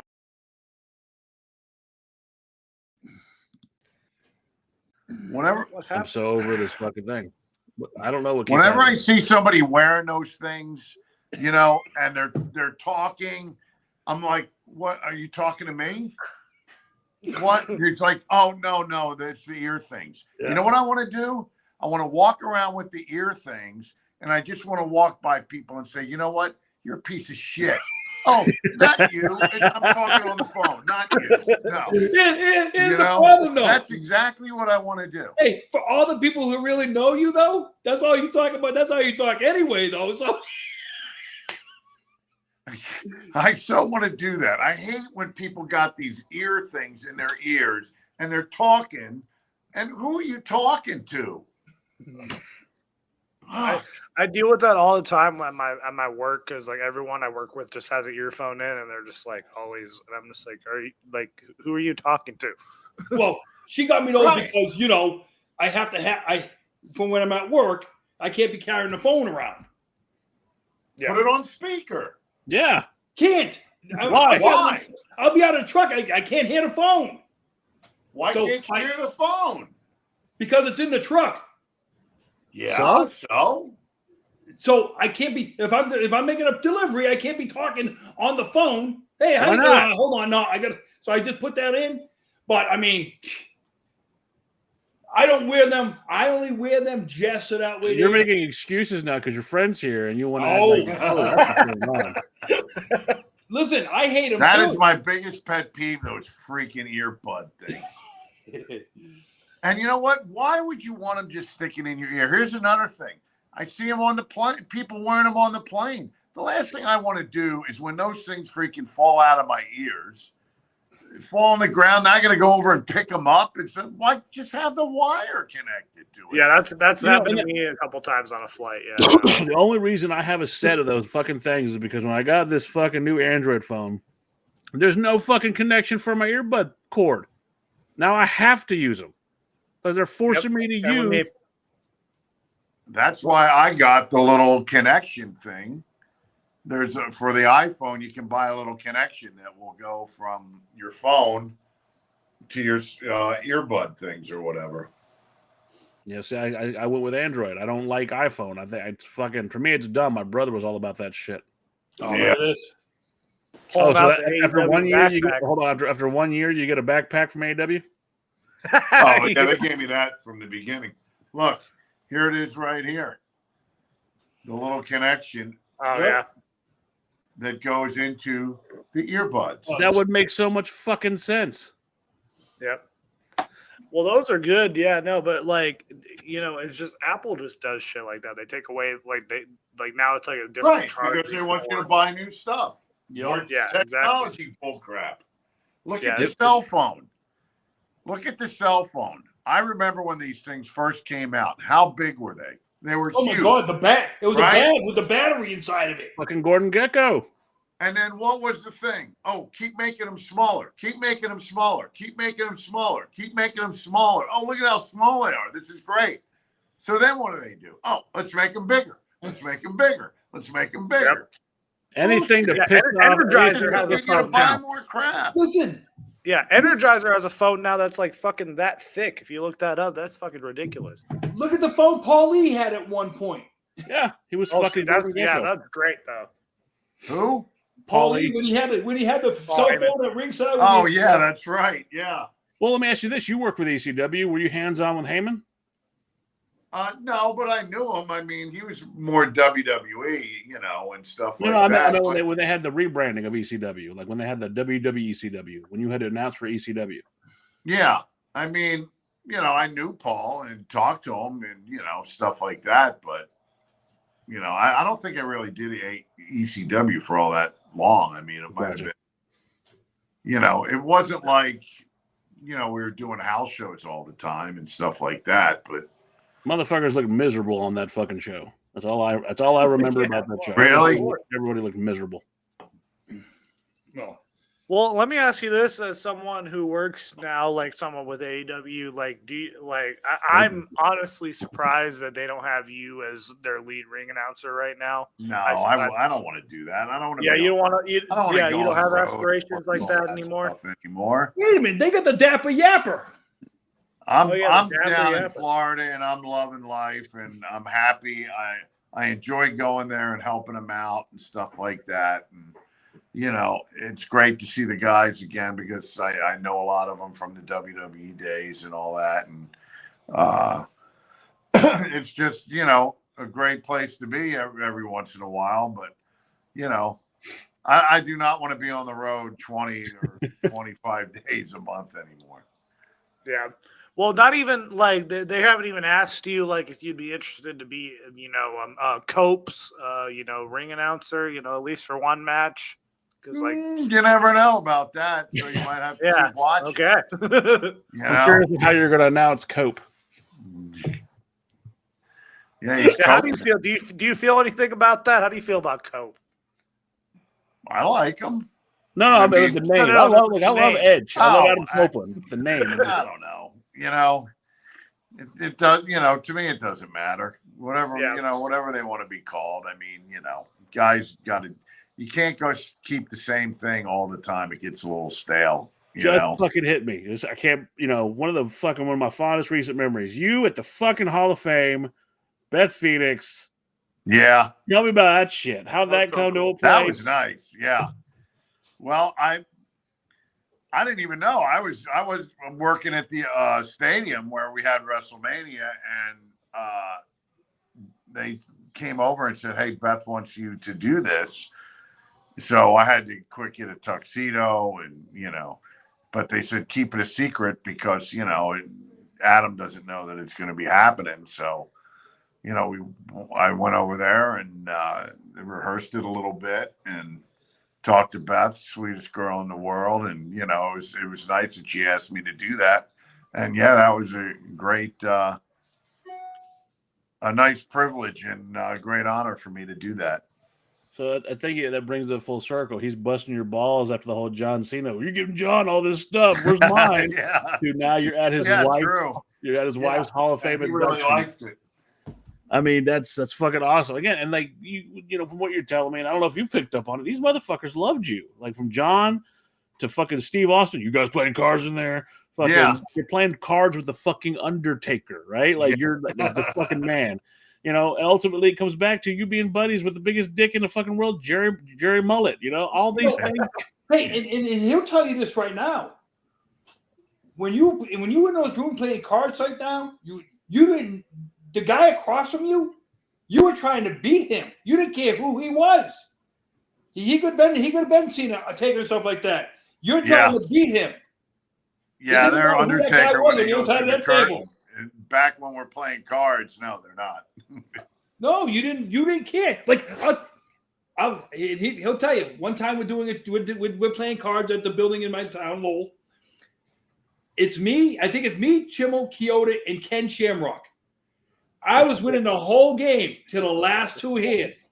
Shamrock did rotation. That is. Shamrock did like 6 and 6. I was up. He pulled it off 6 and 6. I was like, son of a. It was the only time I actually lost because Shamrock pulled it out the last two hands. So I'll say this: Gerard likes to bust your balls about sports. Tell us about your love of sports. Oh yeah, I grew up. We've done the wrestling shit.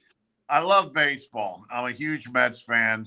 I have been since 1969. I was 8 years old, and my neighbors were from Long Island, New York, and we would come home and watch the Mets in the World Series in 1969, and they won the World Series, and I'm like, "Oh, I'm a Mets fan. This is going to be great. They're going to be great all the time," and it really didn't work out that way. But Tony, I'm going to let you in a little secret. I'm a Cowboys fan. And I was a kid when the Cowboys won. They were a great team when Jimmy Johnson was there. Barry Switzer lucked out and fell into a fucking amazing team. And we are stuck with Jerry Jones. Yeah, well, I'm a believer that, Put that away, Jerry. Put that shit away. No one likes that. Brady's Jerry. not there anymore, Gerard. Now you know what it's like to be you know what it's like to suck. You suck. When you don't get handed the best quarterback ever. Well, you weren't handed. He's a 5th-round pick. Don't give him off on easy fucking street. Fuck him. What is that? No, he thinks he's cute with his little blur filter because he's fucking Boston Celtics. You put those up because of Chimel, didn't you? You put those up just to fuck with him. No, they've always been up there. But yeah, I love my Mets. They had a hell of a fucking season this year. I mean, granted, it ended early, but they've been looking good. Well, we got Soto. They still got to sign Alonso. Hopefully, they'll sign Alonso. I really want them to sign Alonso, and I really love baseball. I can watch that every day. I'm also like football. As you mentioned, Washington. So long. What's that? Well, I haven't been to a baseball game in so long, man. It's sad because I remember a time like when baseball, like in my lifetime, I'm only 24. I'm not that old, but like baseball was really popular when I was a kid, and then now it's just dying off. Like I hate going to a baseball game and just seeing no one in the stadiums. That's but your particular. You're in Arizona. Yeah, your team is good. It's been bad though. Like this past, like at least the times because we have a lot of spring training games out here because the Rockies play out here for spring training. Murphy's Mariners. Ugh. Yeah, the Mariners. Yeah, we got. Well, we're down here in Florida. We got the Minnesota Twins and also the Red Sox are down here. I think I'm going to go to a Red Sox game this year, Jerry. I'll be down there for spring training. Oh, well, maybe we'll get a game in. Here we go. But I love hockey. I'm a Flyers fan, huge hockey fan, and basketball. I'm a Knicks fan. So well, I can't stand any of y'all because I'm a Stars fan, I'm a Rangers fan, I'm a Cowboys fan, and y'all are like New York Rangers, Texas Rangers. Oh, whatever. I love hockey too, I love hockey too, and our my one team left. Now they're in Utah. Now the Coyotes are in Utah now. Way to support a hockey team over there. Brutal. Yeah, no, it's fucking hockey. You can't even get on the ice. It's always melted. It's Arizona. There's no point. Hockey club.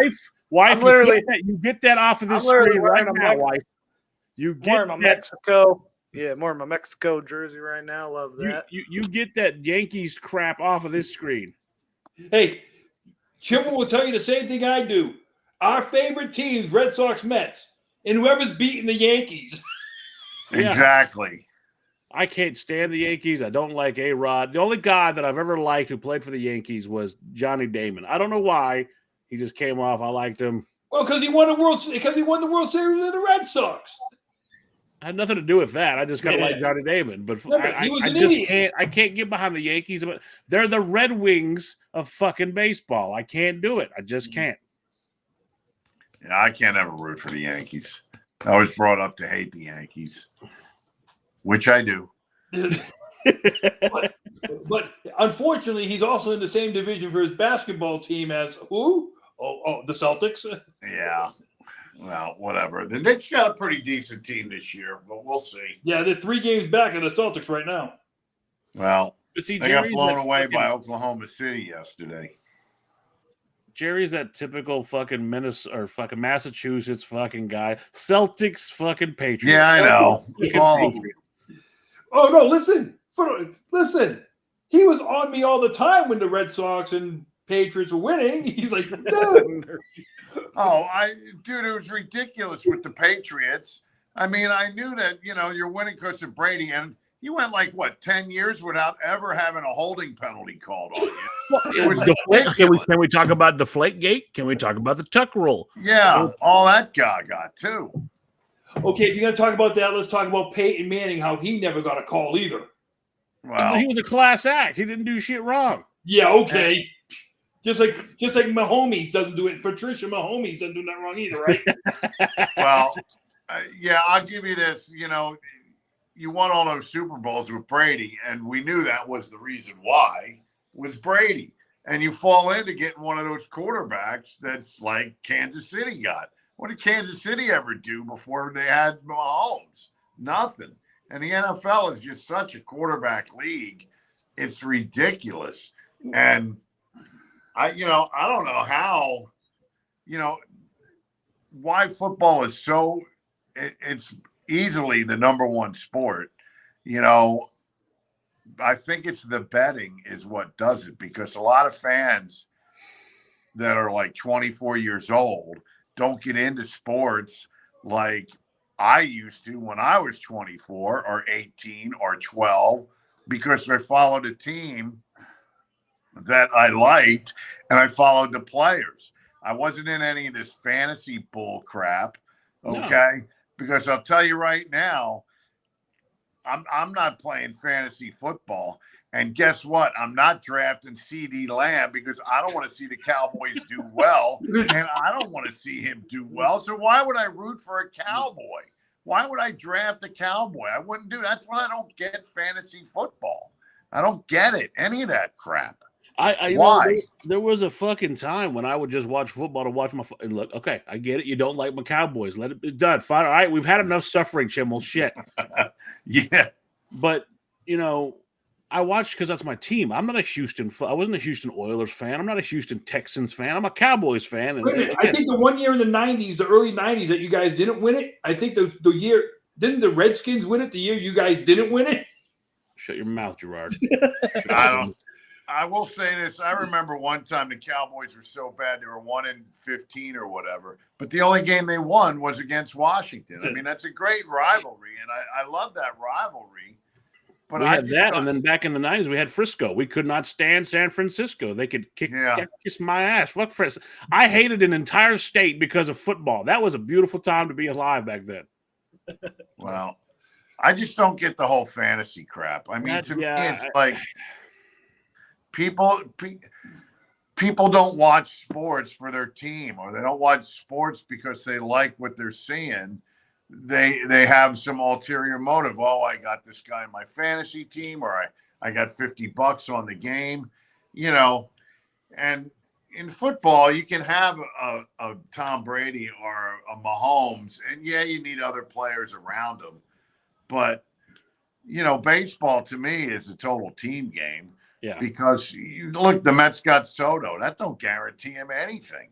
You still got he's only going to bat 4 times a game. The odds in base. Think about the odds in baseball. It's 1 on 9. You got one guy trying to beat 9. Yeah, I mean, and the thing I love about baseball over anything else, they don't have that stupid ass salary cap bull crap. I hate that salary cap. And the thing about baseball is there's more strategy to that fucking game that people don't realize. Yes, that one guy's got a hit, but wait. What's better, him hitting first or him hitting fucking? And people say it's a slow game. Look, you go to a football game live, you're sitting there with nothing to do. It seems like every 5 or 10 minutes for a 3-minute commercial.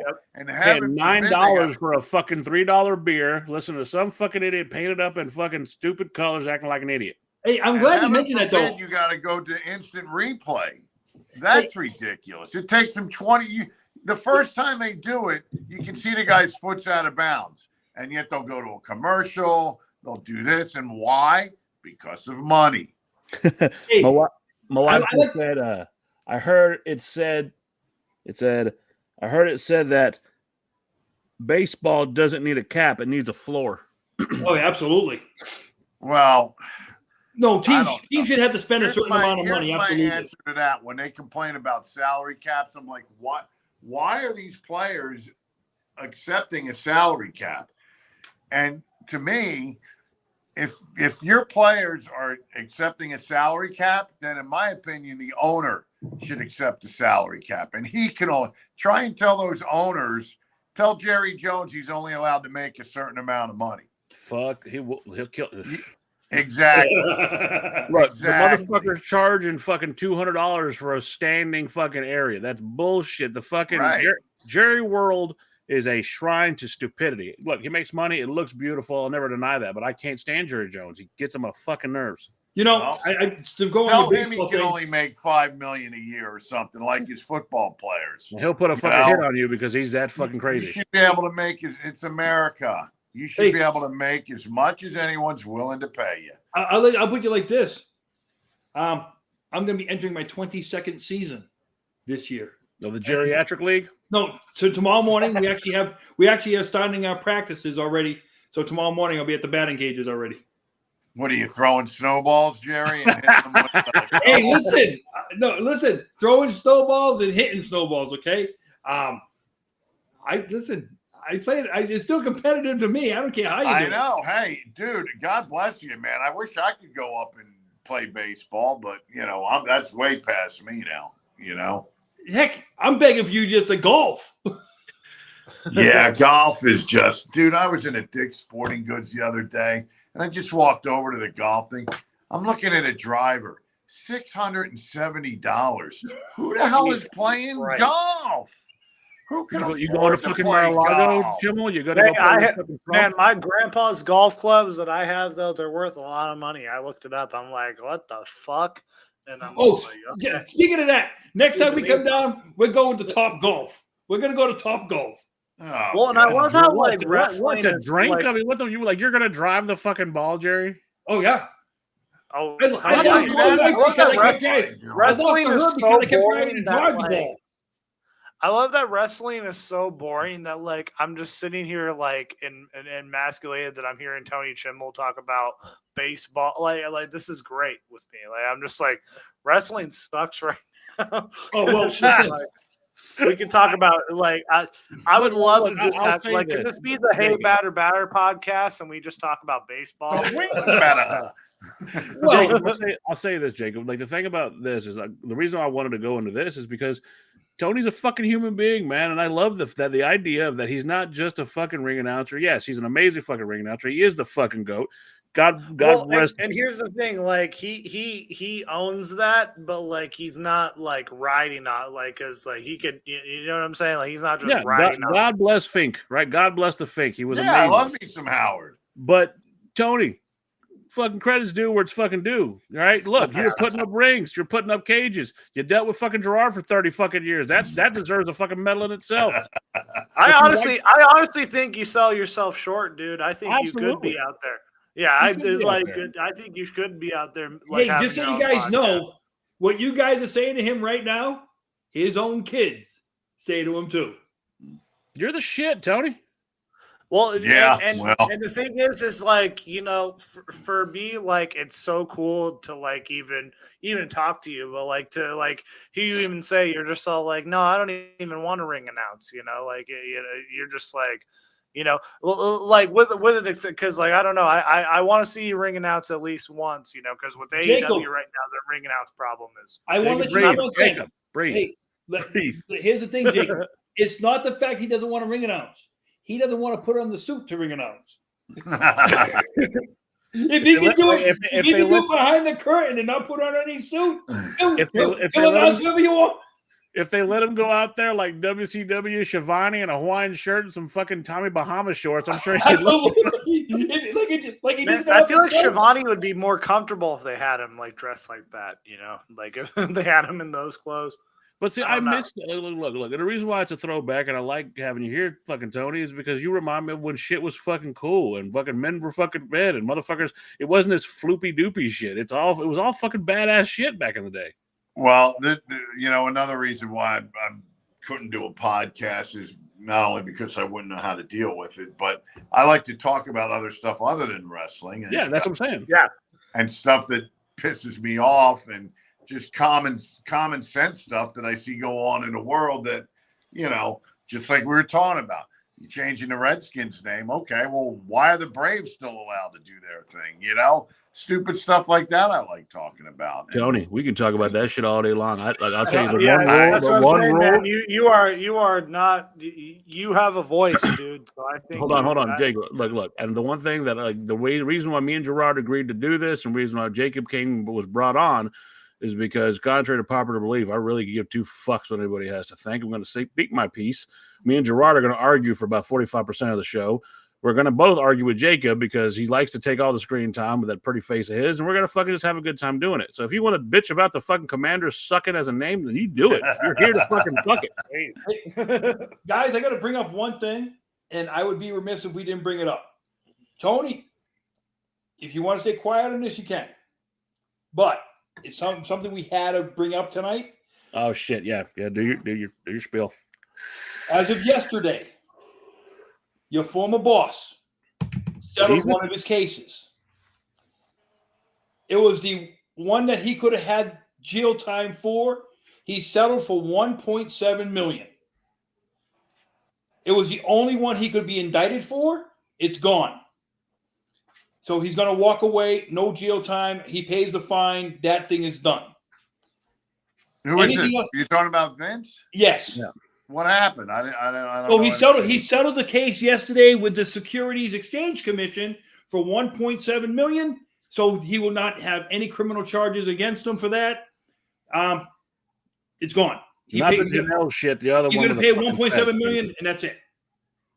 Yeah. Well, I never expected him to serve any jail time or anything like that. He'll pony up enough lawyers or drag it on enough where he'll either wouldn't have to go to jail or he'd die before any of that stuff. But I don't know. All I was going to say is, I will say that Vince has always been good to me. Vince, all that other stuff aside, I personally never had an issue with him. He always backed me, and he was always good to me. I never had a problem with Vince. All that other dirt that's coming up, I never knew anything about that. Me and Gerard talked about some of this because, Gerard has a different opinion. Like, some of the shit that I found, I was disgusted by, but I never knew the man. I can be disgusted with shit, but I also think fair is fucking fair. And if he didn't do some shit, he didn't do shit. The other shit he's got going on, look, I'm of the opinion that some of it is a fucking money grab, and I think it's horse shit. No, it's just my opinion. You don't have to agree. No one has to agree with it. But if I'm going to provide a platform for everybody to speak their mind, they get to fucking speak their mind. Look, Vince McMahon is responsible for my childhood fucking being awesome. Hearing your voice, fucking Steve Austin, my dad and me bond through that shit. It was awesome. Hey, Dan, on that note, Vince McMahon is responsible for everything that guy has in his life. If you think about it, everything this guy right here. So he's responsible for me having to put up with you. No. I'm talking about that guy. I'm talking about this guy. No. You went to WWE. We're all having a conversation because Vince McMahon decided to help you get a fucking job, so now I'm responsible for your bullshit. No. I'm talking about the guy below me. No. I mean, he's fine. He's well-adjusted. I like Tony Chimel. We should maybe have him on the show more often. You, sir, are the biggest pain in the ass I've known for the last 6 months. Love you to death, Gerard. I do. I would never fucking change you, but some days I want to throw shit at you. And like I've said before, and I'll say it again, okay? Take away anything of the Gaga on what he's done. Tim will tell you the same thing. What he just said about Vince, Chimmel's worked with his son. Shane was just like his father. He could play with you and stuff like that, but he knew when time to go to work was. Well, you have a statement you wanted to put out there, right? Well, this was from another site tonight. This was on another site today. You say their name. Let me get to the statement. Okay, so I got this statement tonight, and Chimel, I want you to hear it. It's from a show called Monty and the Pharaoh, and this is a settlement of Vince McMahon. The settlement misinformation.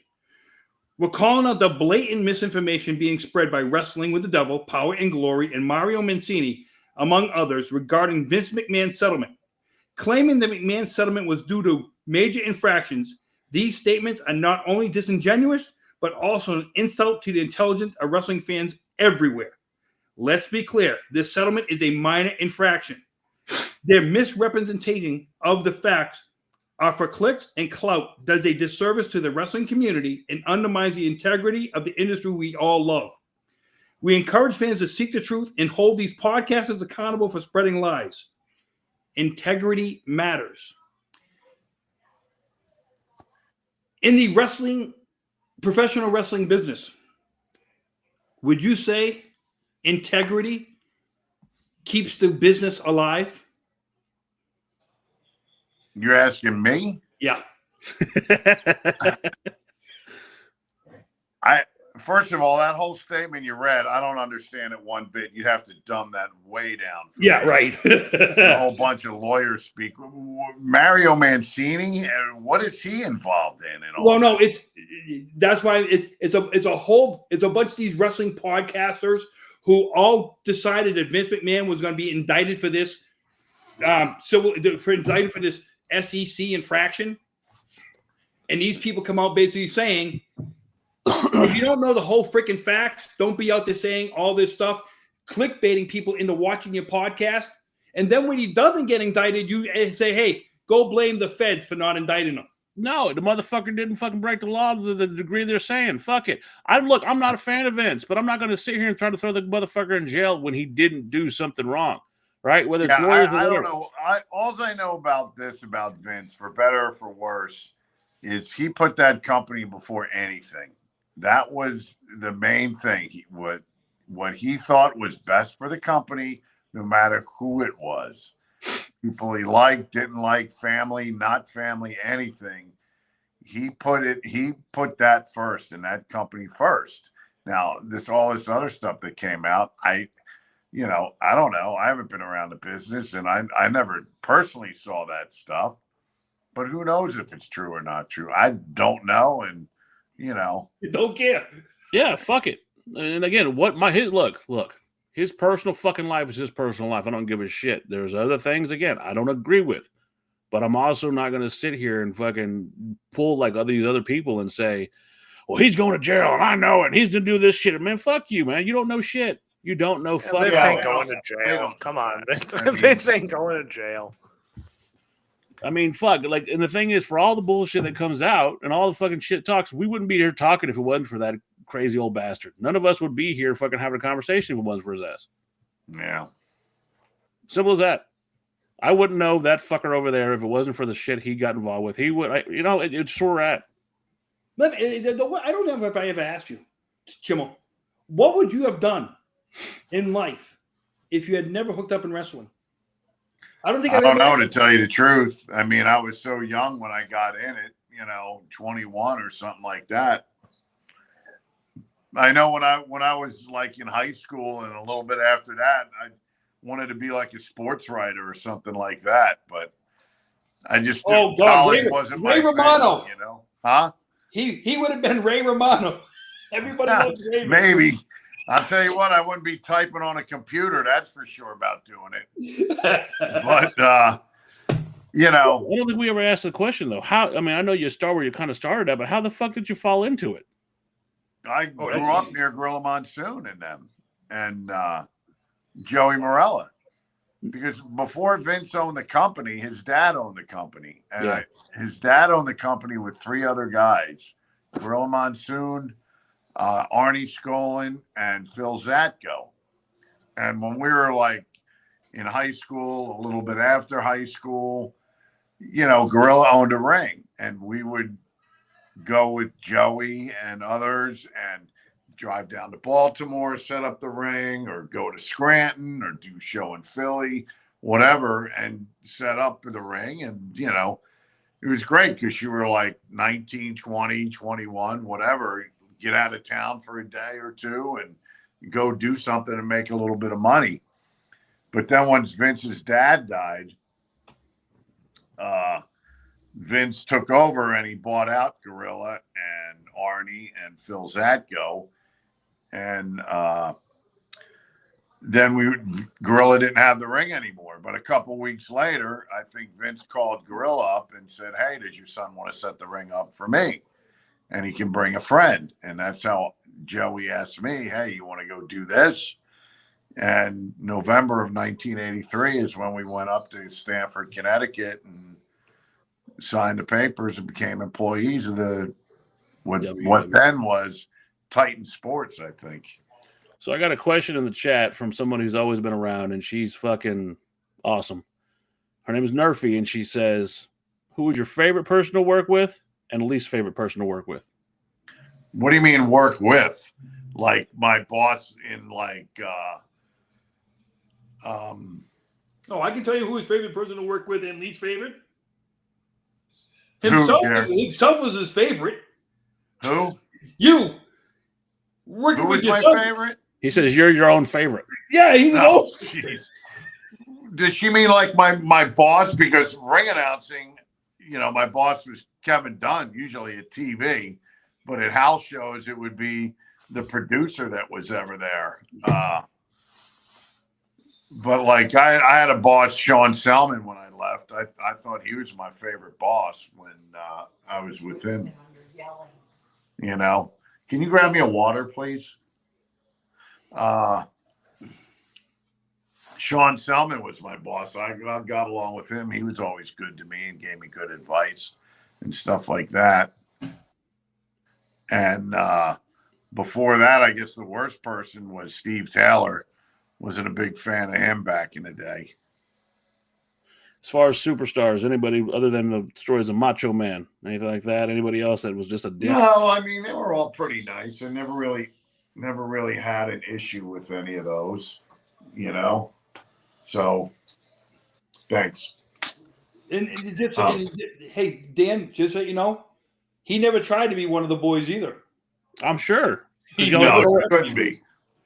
When I first started, and you were taking jackets, and you walked in the locker room to put the jacket down, the boys would just like look at you like, "Who the hell are you? And what are you doing here?" And you would just put the jacket down on a chair, turn around, and walk away. Because back then, kayfabe was still a thing, and the boys were the boys, and that was their world, the locker room and all that. And you weren't part of that. And I just, to tell you the truth, never wanted to be a part of that. That was their world.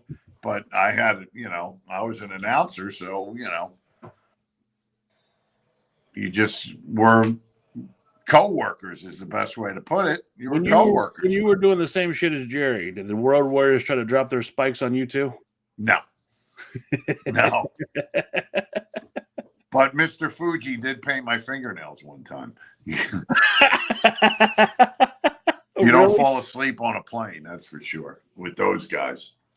Oh, yeah, like I told you, you'd wake up with your eyebrows shaved or your eyelids glued or something like What that. the fuck is wrong with y'all? Jesus. Dude, that's the way the business was back then.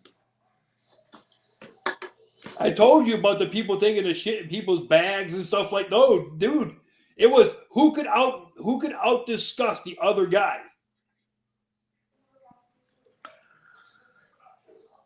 Well, anywho, how long do you guys normally go? Because I don't want to quit on you, but Well, you got about 10 minutes. I mean, Yeah, and it's about this time we all get tired of Gerard's shit, and we're like, okay, we got to wrap it up. But no, again, we have 10 minutes left. This was actually not what this show was going to be about. But if I know you're going to have to do. We were going to talk about another theme day. songs. We were going to talk about theme songs. Calm tonight. down, hold on. Oh my God. We were going to talk about theme songs and shit and what was going on recently in wrestling, but you can't pass up an opportunity to have fucking Tony Chimel on, right? Like, you're the fucking shit. This is So amazing. I'm glad you came on. I'm glad you're here with us, Gerard. Thank you for making this happen because I didn't make it happen. everything revolves around Gerard. So we have to pay homage to the king over here. Well, Jerry said I was getting paid like $2,000. So. It's one of your money, right? Wait, hold on. I'm buying a I house. keep telling Right now. pesos. I said pesos. Oh, whatever. Is that a jab? Is that a jab because you call me the flying fucking jalapeno? Is that what it is? You dick. He's like, okay, and again, 30 years of you knowing him, he's like most nice.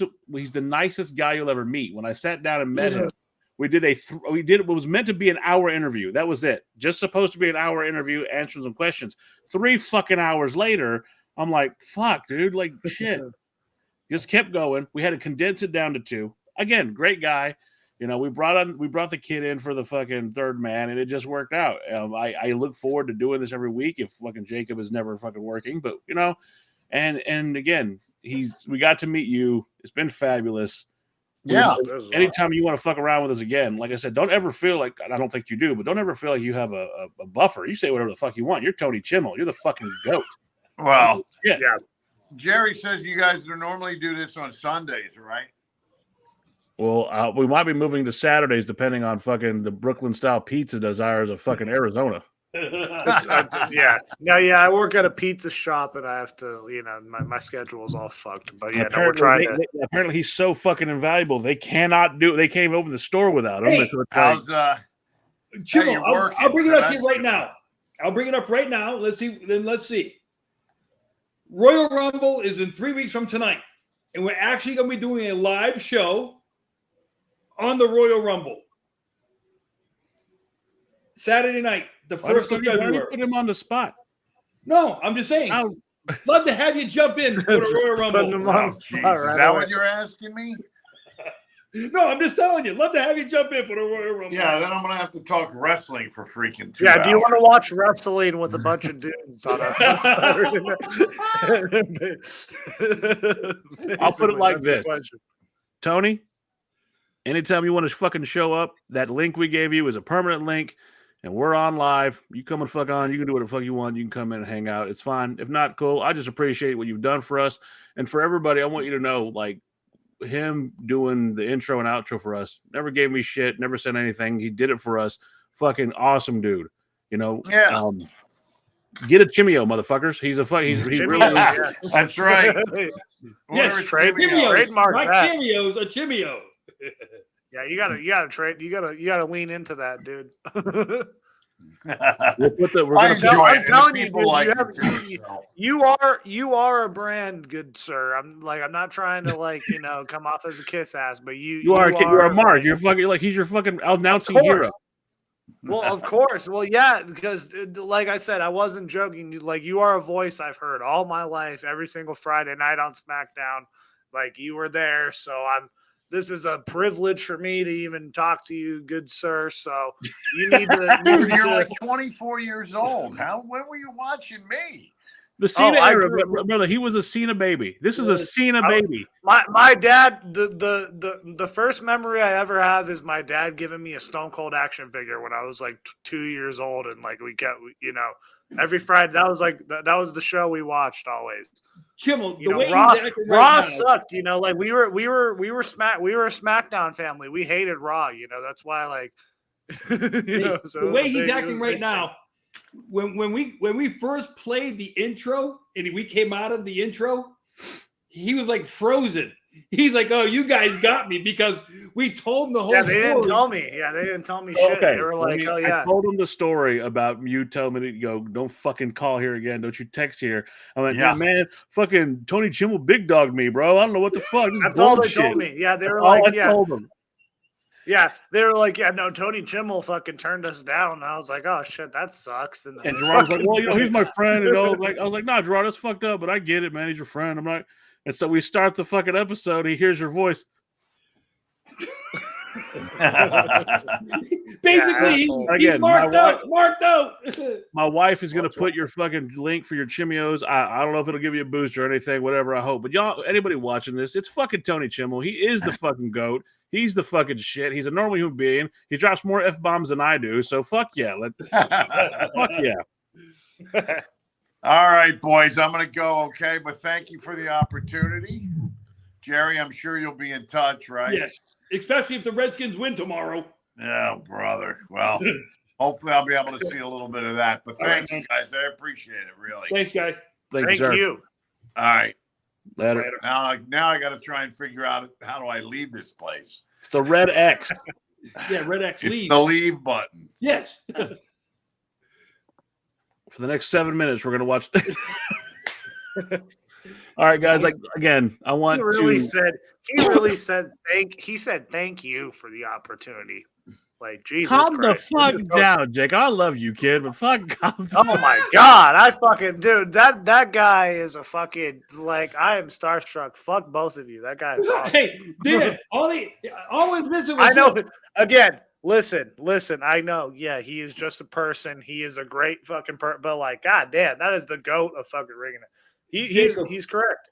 You're He's welcome. correct. You're welcome. You're welcome, fucker. Thank you. Jesus. Gerard? Well, fucking both of you for for doing that. You got but that was Listen, great.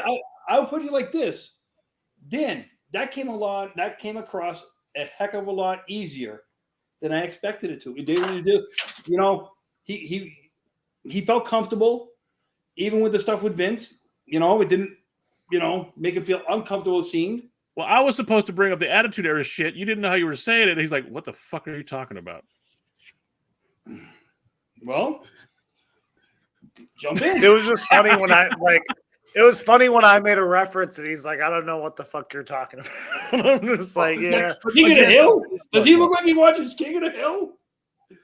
Yeah. But what I'm saying is like, and it should be a lesson for everybody. When I met Gerard, him being involved with the business, he's a normal fucking guy. I talk to this guy every fucking day about stupid shit. And I got people fucking already hit me up, oh my God, he knows about this. Yeah, he's fucking Gerard. All right. He had a job when he was 19 years old. All right. He has friends there. Okay. Calm the fuck down. 17. Whatever. Fucking, you had a bowl haircut. Yeah. Anyway, Gerard's a normal fucking human being. I think that people put such an emphasis on stuff and they don't fucking know how to just go, wait a minute. The motherfucker bleeds just like me. He breathes just like me. We're all just motherfuckers hanging out and talking one thing we love. Did I fangirl too hard? Is that what you're telling me? No, you big fucking girl. You're good. You're fine. We're the fucking marks, dude. We do this and we try to do it as professional as possible. I legitimately couldn't talk at one point. I'm not gonna lie. Right when you showed up, I was like, oh shit. I'm like, you motherfucker. Well, in true fashion for this show, though, he shows up insulting himself. Yeah. But again, in any interaction I've had with the guy and Gerard, like, these are cool motherfucking guys. Like, look, the motherfucker says F-bombs. Yes, he wore a fucking suit. Yes, he was the guy with the fucking microphone. But he's still a fucking normal cat. How'd you like that microphone, by the way? He is the GOAT, but he is selling himself short because I think if he had a podcast, if he had a podcast, even if he was just talking fucking sports. Yeah, I mean, even I'm just like, why isn't this guy on AEW? And he's just like, yeah, I don't want to do that shit, and that makes me respect him even more. I'm just like, dude, I'm like, God, but you're needed. I will say this: by knowing him the amount of time I have, I know his daughter, his sons, and stuff like that. What he is in the business, he's the exact opposite out. It's like when I say that tag goes off when he's not working it, the tag goes off. He never took the job home with him. And to have that in your life to where you don't take the job home with you and you don't say, hey, I'm this, this is what I do for a living and I'm going to try and use it. He never wanted that. And to be humbled about that in his life, that's very rare to be in the public eye like that and basically saying, it's my job. It's not my life. That goes to show you what kind of guy he is. We're going to have to do the fucking ring themes next week because I was really looking forward to beating your buck fucking asses with fucking rings up. Well, listen, I got to say, shout out to Trips for how great that was done. It was. It looked very well fucking produced. I don't know what the deal was. For how that was fucking awesome. I was like, I was sitting here, I was baffled. I'm like, wait a minute. And then it was like a full on game show thing. Like, what the fuck? I blame Jerry for his fucking super futuristic backgrounds and shit. He has to fucking be an Alcatraz. That's not me. I had to turn mine off because I have to look like a bum with a blanket in the background, my green screen. Well, listen, Tony Chimel, I was sitting here, I don't know that much about baseball, but I was sitting here listening to him talk about baseball, and I'm just like, dude, what? I'm like, I want to this could be a podcast. Baseball. Arizona Diamondbacks haven't won since you've been alive. Exactly. So I'm just like, shit, we could start a fucking baseball podcast. I don't care. Like, fuck wrestling. I don't care. That being said, though, I think this was a fucking excellent show. Wife, you did a fantastic job. That was fucking awesome. Trips needs all the credit in the world. You know I what, don't think this show would not be done without her. So we need all the credit. I think we could have gone another 2 hours and we wouldn't have felt any different than we feel right now. We're about to leave. Dan wouldn't have that mark on his face without Trips. Punching me in the Trips face. had to smack him around, a little bit. I will say this, though. I do want to give a big shout out to his bad motherfucker I know out there, Big Milk. Talking about you. Hope you're doing it right, Big Milk. Anyway, that being said, I am dead. The flying jalapeno. That is Gerard, the inside man. And, of course, the Jakester, Jacob McGovern. We will see you next week, hopefully at our new time of Saturday, 8 o'clock Central, if you fucking girls are okay with that. I like this time. I really do. Let's fucking do it then. All right. Wife, take us out. All of you Marks have been listening to the Marks Podcast on YouTube.